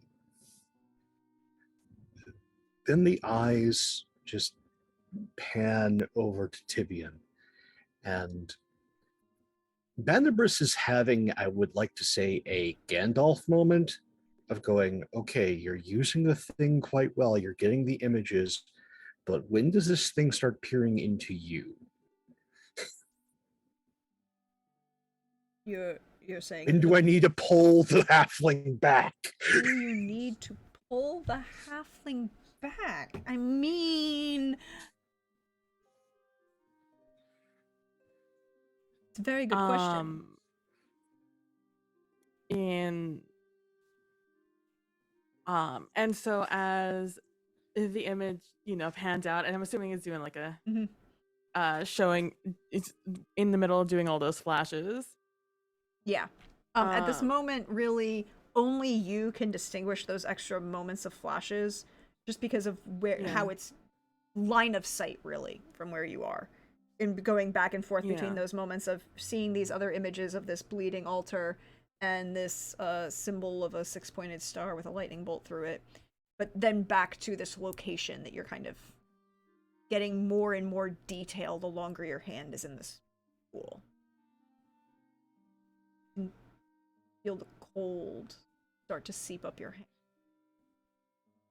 You can almost smell the pine trees there.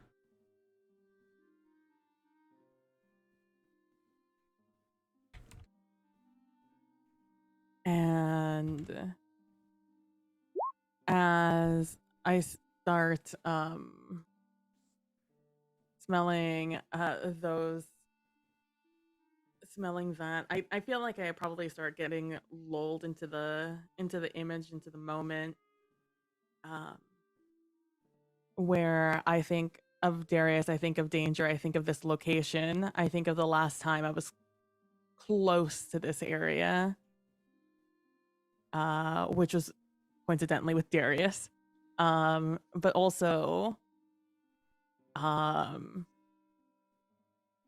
was also here with, I'm gonna remember their name. Hold on. I'm clicking around.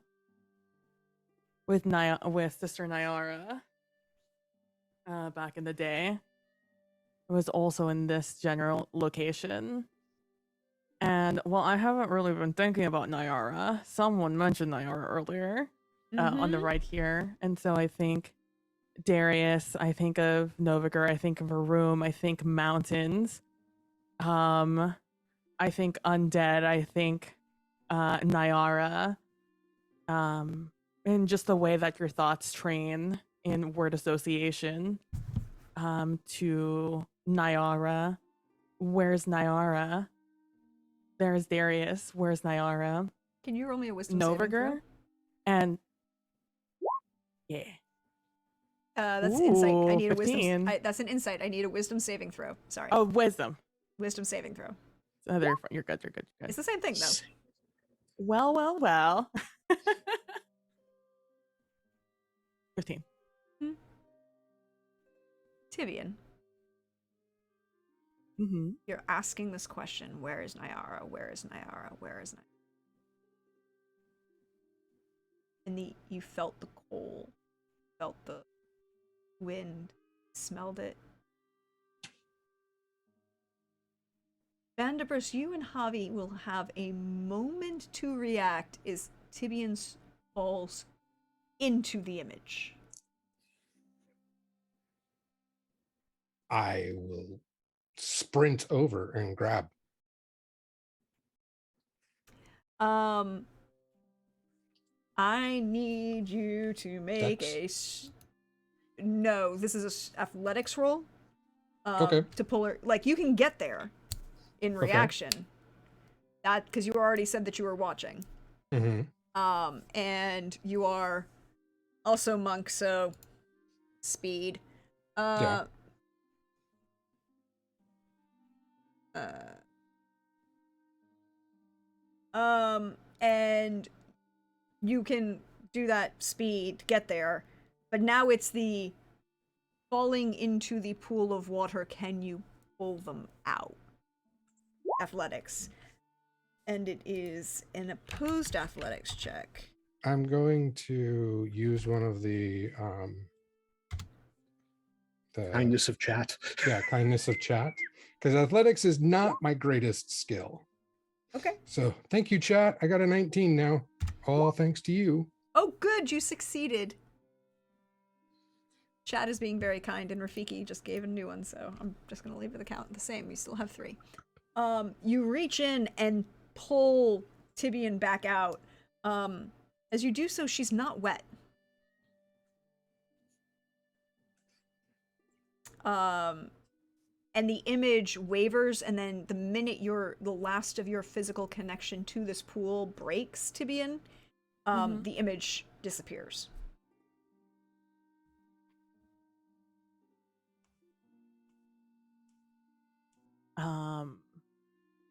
I'm gonna like rub my hands together to try and kind of get rid of the Novigrr cold, and I'll look over to Javier and say like, "Oh, thank you, nice save." Javi actually, like when he pulls Tibian out, instinctively just kind of wraps them up in like an embrace to kind of like warm them up, and then lets go, kind of like, oh, well, I'm glad you're okay. Well, thanks to you, saved me from falling into the not wet pond, as I feel my hands aren't wet. Well, that's odd. But did you guys see all of that? I saw bits of it, yes. I Between what I saw and what Bandabris was able to help fill me in on, I sent a message to a friend that's traveling to Novigrr anyway, to seek out where Darius is.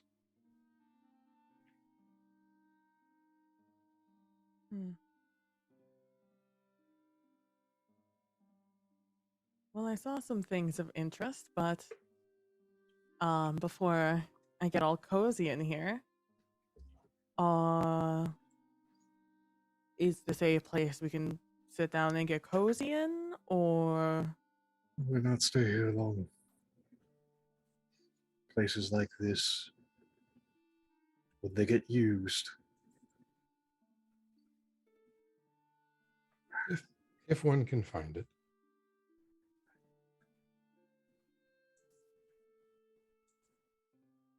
You were lost in a moment, and in that moment, something might have seen. I suggest we go. That is fair.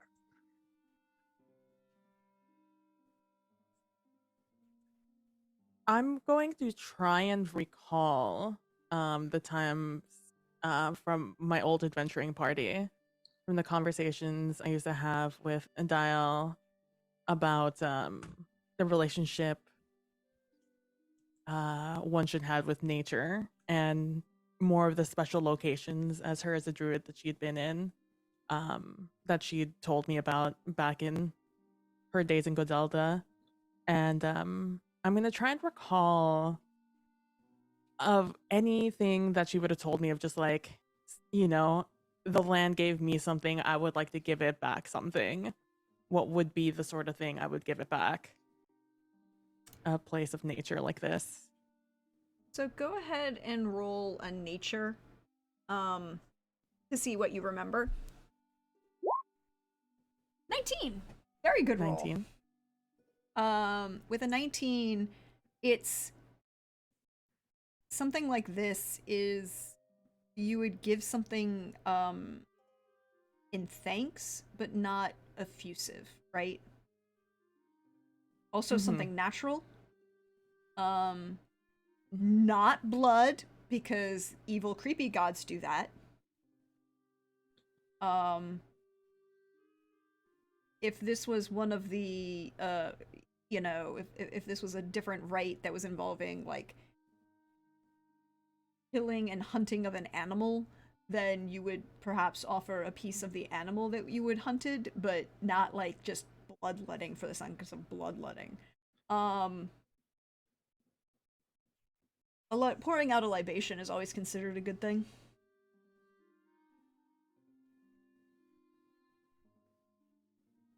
Then I will. Oh, go ahead. I was. Oh, hold on. Let me see if I have.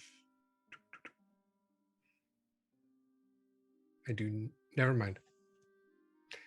I don't have what I thought I did. So.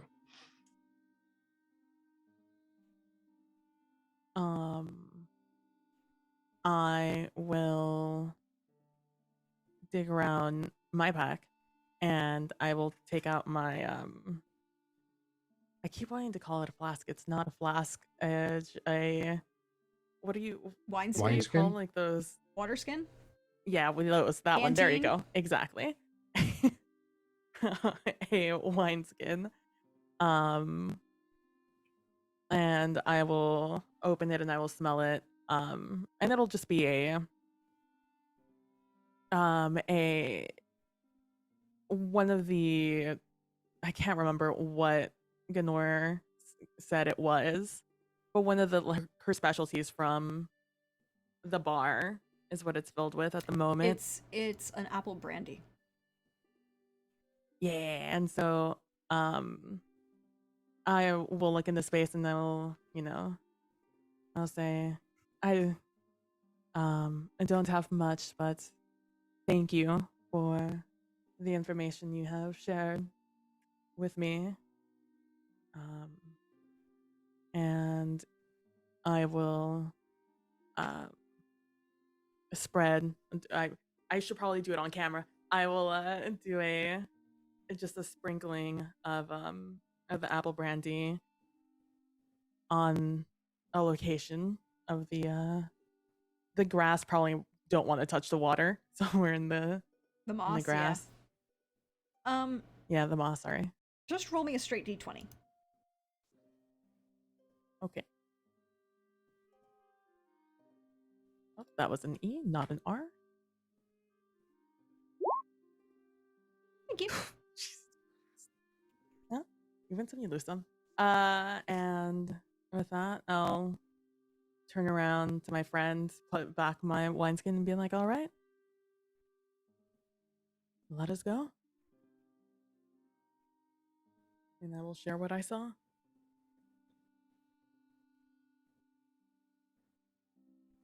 Where do you head as you leave Grotto?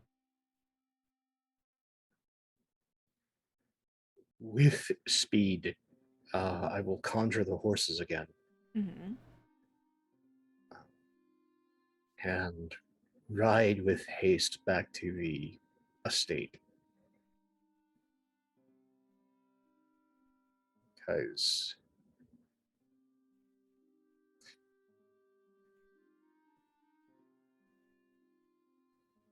Javi is right, and Bendiverse finally put something together. He remembered the phrase, divination is an art, not a science. And what happened recently? Yura showed up having made a mistake. Blackthorn is with him.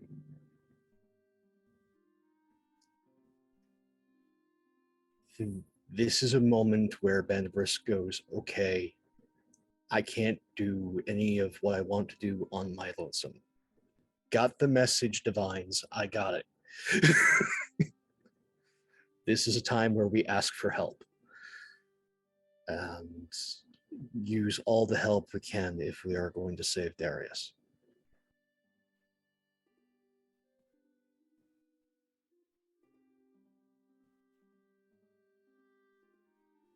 So you make your way back. As we're writing, I have like one hand on the Phantom Seed or on Javier, whichever one I deem to be safest. And with the other one, I'm drawing this six pointed star with the lightning through it that I saw as we go, because something about Andrus's demeanor tells me that we're gonna hit the ground running as soon as we get there. So I'm just gonna get things ready as we go.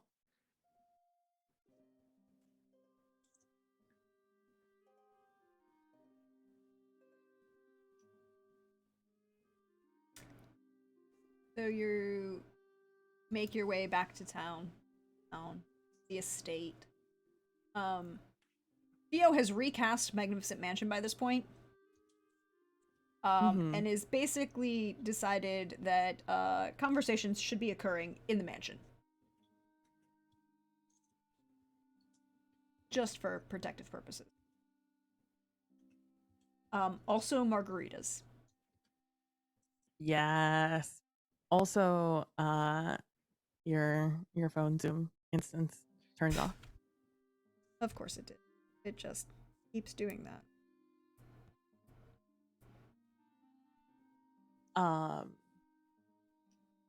As we enter, I hand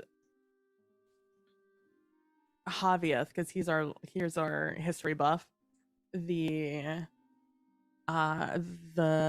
parchment with the very squiggly, but I feel like still identifiable symbol of the six-sided star with the lightning bolt through it. And I say, this is what a symbol I saw when images were flashing back at the pond. Have you recognize this? Do I recognize this? Could roll history and see. No, I don't recognize it. Here. Do you recognize it, Javier?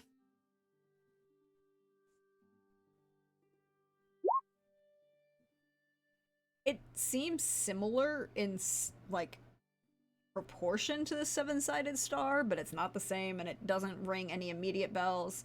It doesn't look like any of the symbols that you recall from the last time you dealt with the Lich.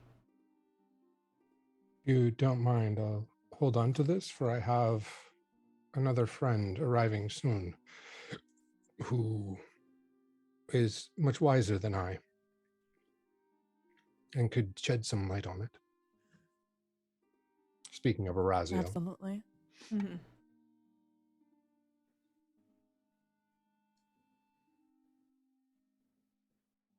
And as we go into the common area of the Magnificent Mansion, I will begin to describe the Blading Stone altar also.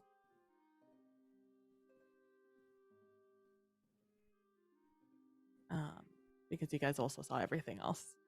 It's just the things in flashes you didn't.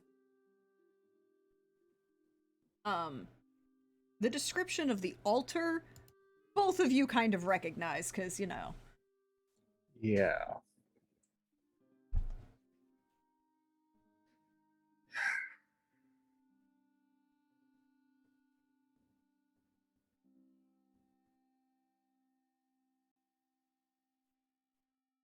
I wonder. There was fomenting of forces along the border that the princes were not aware of.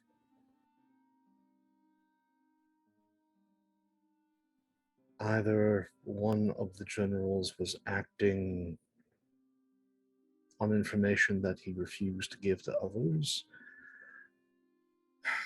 Or I have a feeling that he might be compromised for whatever cult this is.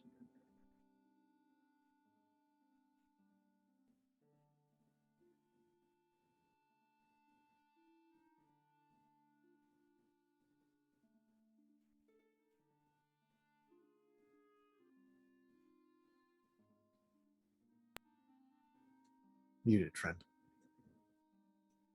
I think it's too early to know for sure.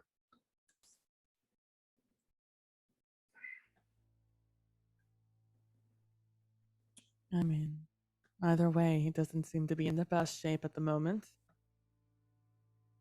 Oh.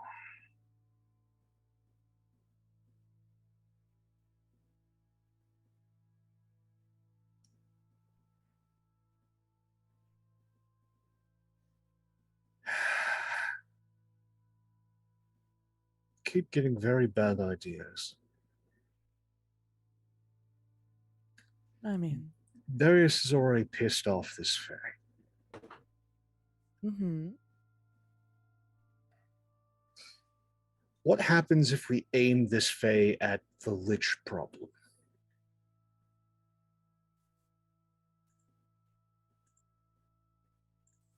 I mean, assuming it's a fae, why would it care about a lich?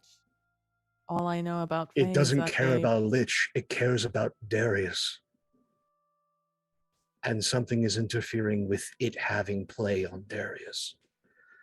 There is nothing more covetous in all of the cosmos than a Fae. And if it believes that Darius is their rival, they will not abide someone else meddling with that. That's a good point.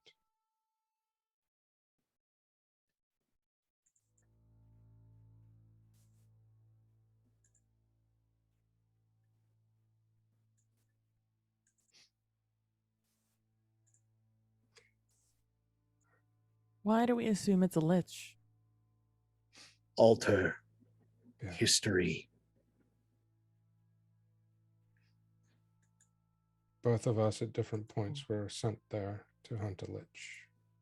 I was just handling undead. I didn't even know it was a lich. Yeah. I was sent to clean up afterwards. I was under the impression that Varum had taken care of it. With what That's I was funny. told, it between both Darius and Kraus, my services were no longer needed once I returned.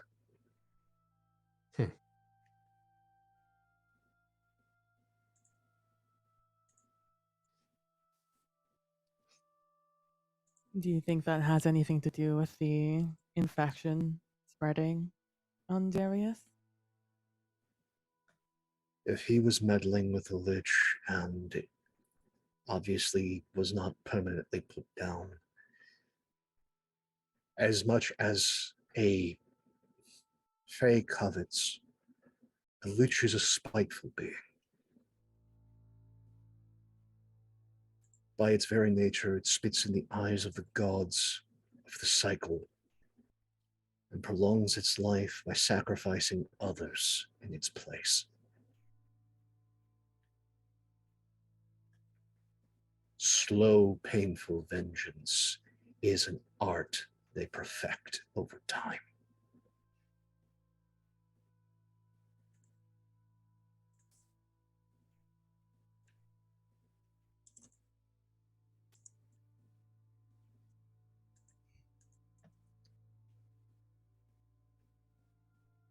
Do you think we need a fae? Need is a To defeat a strong lich? word. Need is a very strong word. I just know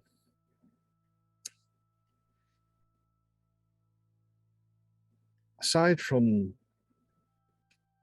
aiming something that has not been seen on this plane of existence since the upheaval, a dragon, there is very little that can metaphysically inconvenience a lich in such a way as a fae. Because, again, covetous. They have a way of finding things and keeping them. And I would not put it past a Fae to happily find the phylactery of such a thing and keep it in the most inconvenient of places.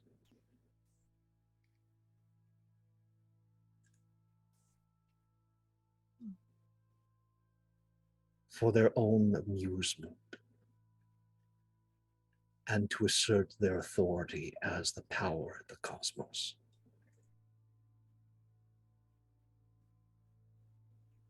So then what is our play here?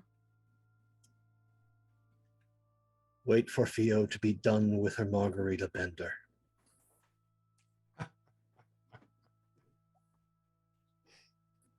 Okay, step 1. Step 2,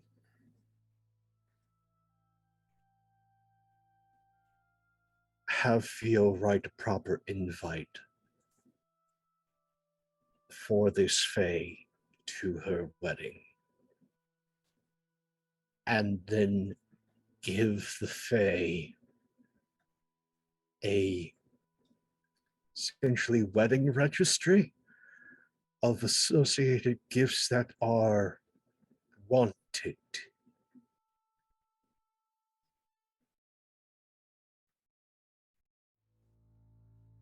And hope.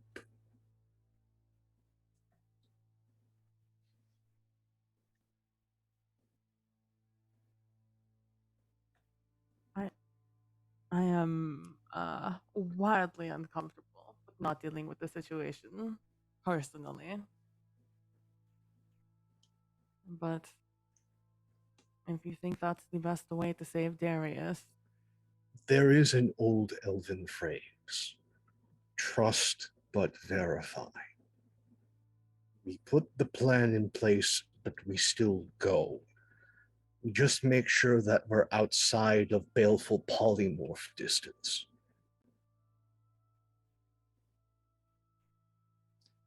If the Fae takes the request, then we just observe something and record it for posterity. If they don't, then we intervene.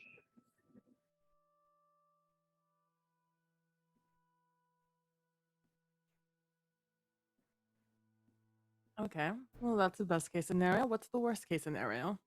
Worst case scenario, we're all ready to wait.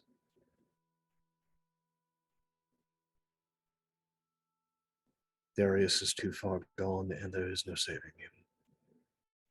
And from my previous attempts at sending, I have a feeling that Nyara is not far away from Darius.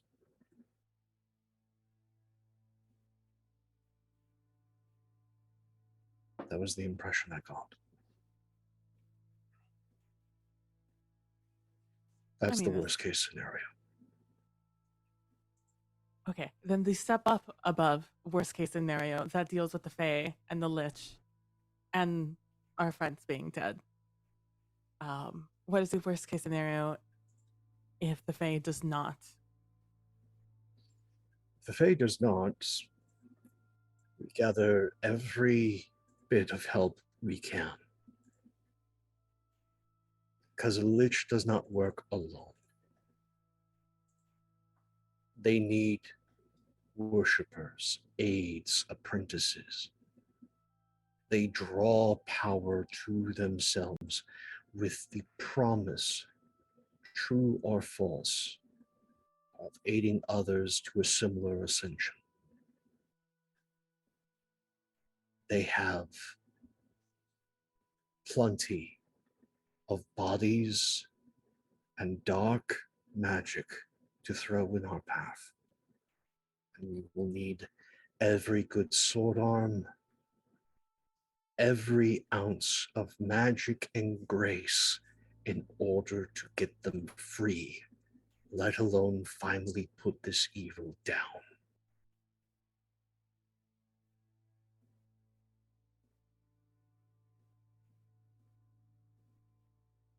Okay, well, you two are the Lich experts.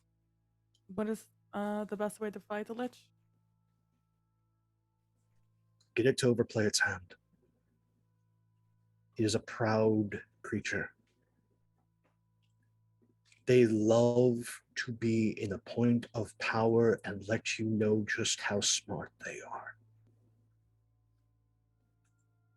Appeal to its pride.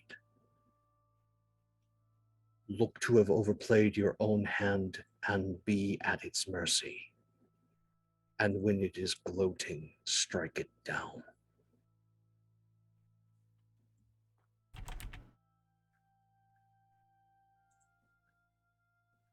That's what Ariana would have said.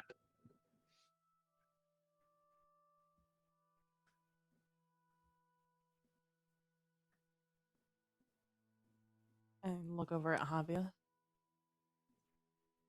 Do you have any wisdom on Liches, Javier?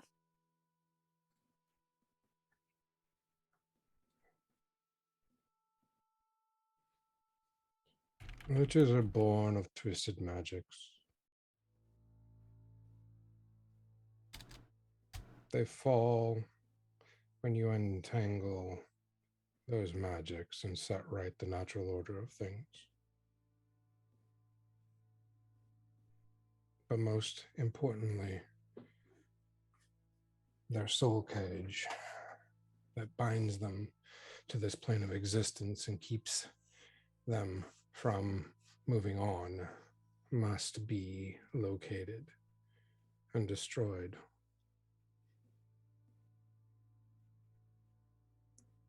Or they will just return again and again and again.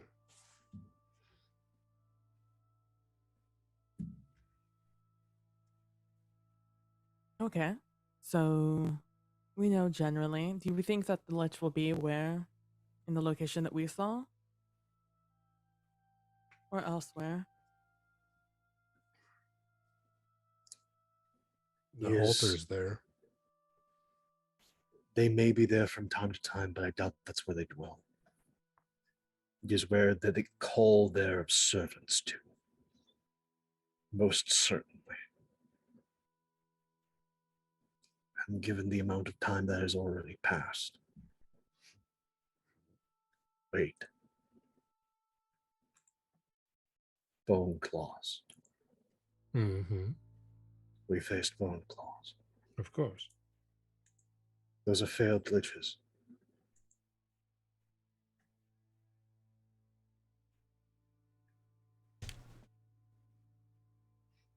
Okay. So we deal with. So we go in, we fight all of that, and then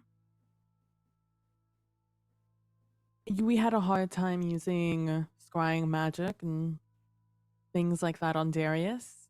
Would there be other barriers? Do you imagine? Many.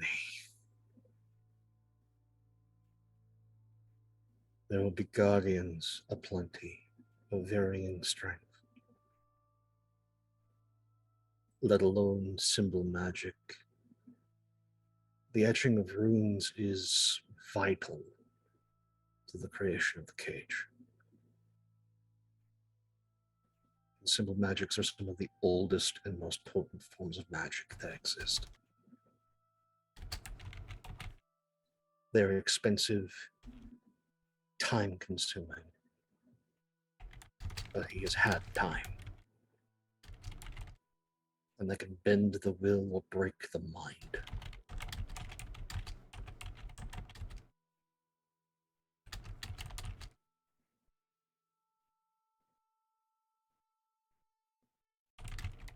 This is a trap. And that's where we're going to end. So we went a little bit over, but that was the perfect ending line, and I loved every minute of it. Thank you, everybody. Thank you, Admiral Akbar, for your Service. yeah. Thank you for the cameo. you know, all the Mari for, you know, giving us Admiral Akbar. But yes, Thank you everyone for being here. Thank you all for coming in. Thank you if you came over on that raid with Panda. Thank you again. That was a great time. I really appreciate it. I am your friendly neighborhood Prax. This has been A Song of Agapia's Fortune, Season 2, Episode 3. We're going to go around, let all of my wonderful players who are here tonight say where they are, where you can find them throughout the week, all of that good stuff, and share some love. Share some love with your fellow players, something you enjoyed. And then I'll do my spiel at the end. So why don't we go in the reverse order that we started in and start with Pope. Hey everybody, Pope here, Pope Worldball on Twitter, Pope Worldball on Twitch. I lurk in all your streams. If you're more interested in seeing more of this silly face, you get a number of opportunities. Coming up next is Monday over on Wandering DM, where we continue on Montreal by Night, where I'm playing someone who's playing a game far beyond their skill level, and it's going to bite them in the ass. It's just a matter of time. So if seeing that House of Cards fall appeals to you, we would love to have you. Also getting to play alongside of someone else here, and Trooper, and having Simon at the helm makes it for a fantastic time. And just like the fantastic time had here, whether it was Tibian doing figure eights tumbles and just showing the impatience for the slow magics. Seeing Javi, I think this is like the first time that we've seen him like get the inkling of who he truly is. This point man in the world for this organization that is trying to keep it all from falling apart. And getting to see that and getting to just get that glimpse is, I can't wait to see what happens next. And even though Lynn, you're not here, we hope you're recovering. We still felt your presence in Margaritaville. And that character's ties to a powerful and terrifying entity. So no, this has been an absolute delight. And also, come on, what's not to love about having the halfling with a Palantir moment? Okay, we got to have that. And that I'm sorry, the literal gray hat Lord of the Rings loving kid that still lives here is just jumping up for joy. And I'm glad to be able to share that with all of you, whether it's live VOD, YouTube, Stories Nothing Without its audience. You're much a part of this as we are. Take care of yourselves and one another, and look forward to seeing you next week. Well, that's always a good one. And we are going to drop down to Chris. Hey, Chris. Hey everyone, it was good to be back after unfortunately missing out last week. I am excited to continue this game, and man, Javier was like, I don't know, kind of in his moment for a bit. He's really kind of more of the side kind of directing kind of person. He's not typically someone who tries to be out front, and so he's able to like connect with people and kind of nudge things in different directions. And I was really digging that opportunity. For my other players, I have to echo like the Tibian moment in the pool, the descriptions of not only what Prax came up with what was seen, but also how PB described Tibian's thinking and what they saw and how those kind of interplayed was awesome.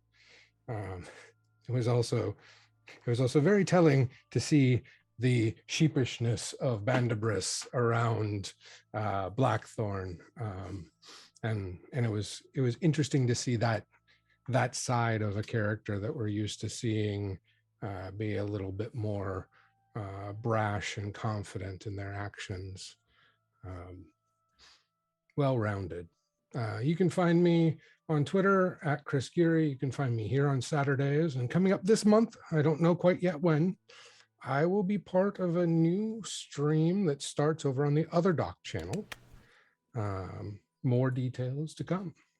Always want to see this. I love what happens when our friends get together. Great. Um, so this leads to my next question. Hey PB, how are you doing? Hi. I'm doing well. I'm doing good. I'm excited. A lot of spicy details dropping today in the game. I am PB at PB Plays Inside, where you can find me on Twitch and Twitter and wherever really. Although those are the two places I'm the most active. I mainly stream things like D&D and Destiny 2 and Minecraft over on my channel. And right now we're in the middle of a hiatus for the month on the podcast I do with my friend. We'll be starting that sometime in March. And I am super stoked about this game. A lot of fun moments from hobbyist backroom dealings with his friends and Bandabras just kind of, I don't want to say whiplash of emotions that he's been experiencing, because I feel like that's just the entire campaign for Bandabras, honestly.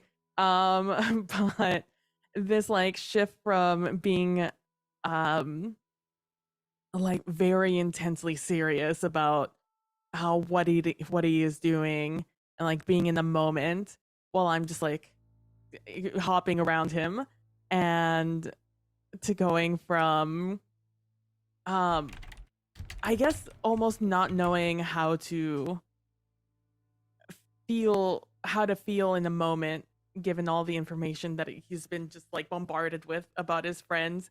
It's been very fun seeing how Bandabras is trying so hard to deal and not deal with the situation, to try and come out ahead. And I loved it. It was so good. And Prax as always. Just with everything, the descriptions of everything, how you've directed us this session. It was great, amazing. It's always a pleasure playing with you, Prax. I love every minute of it. Thank you. But I believe that leads it to my turn, right?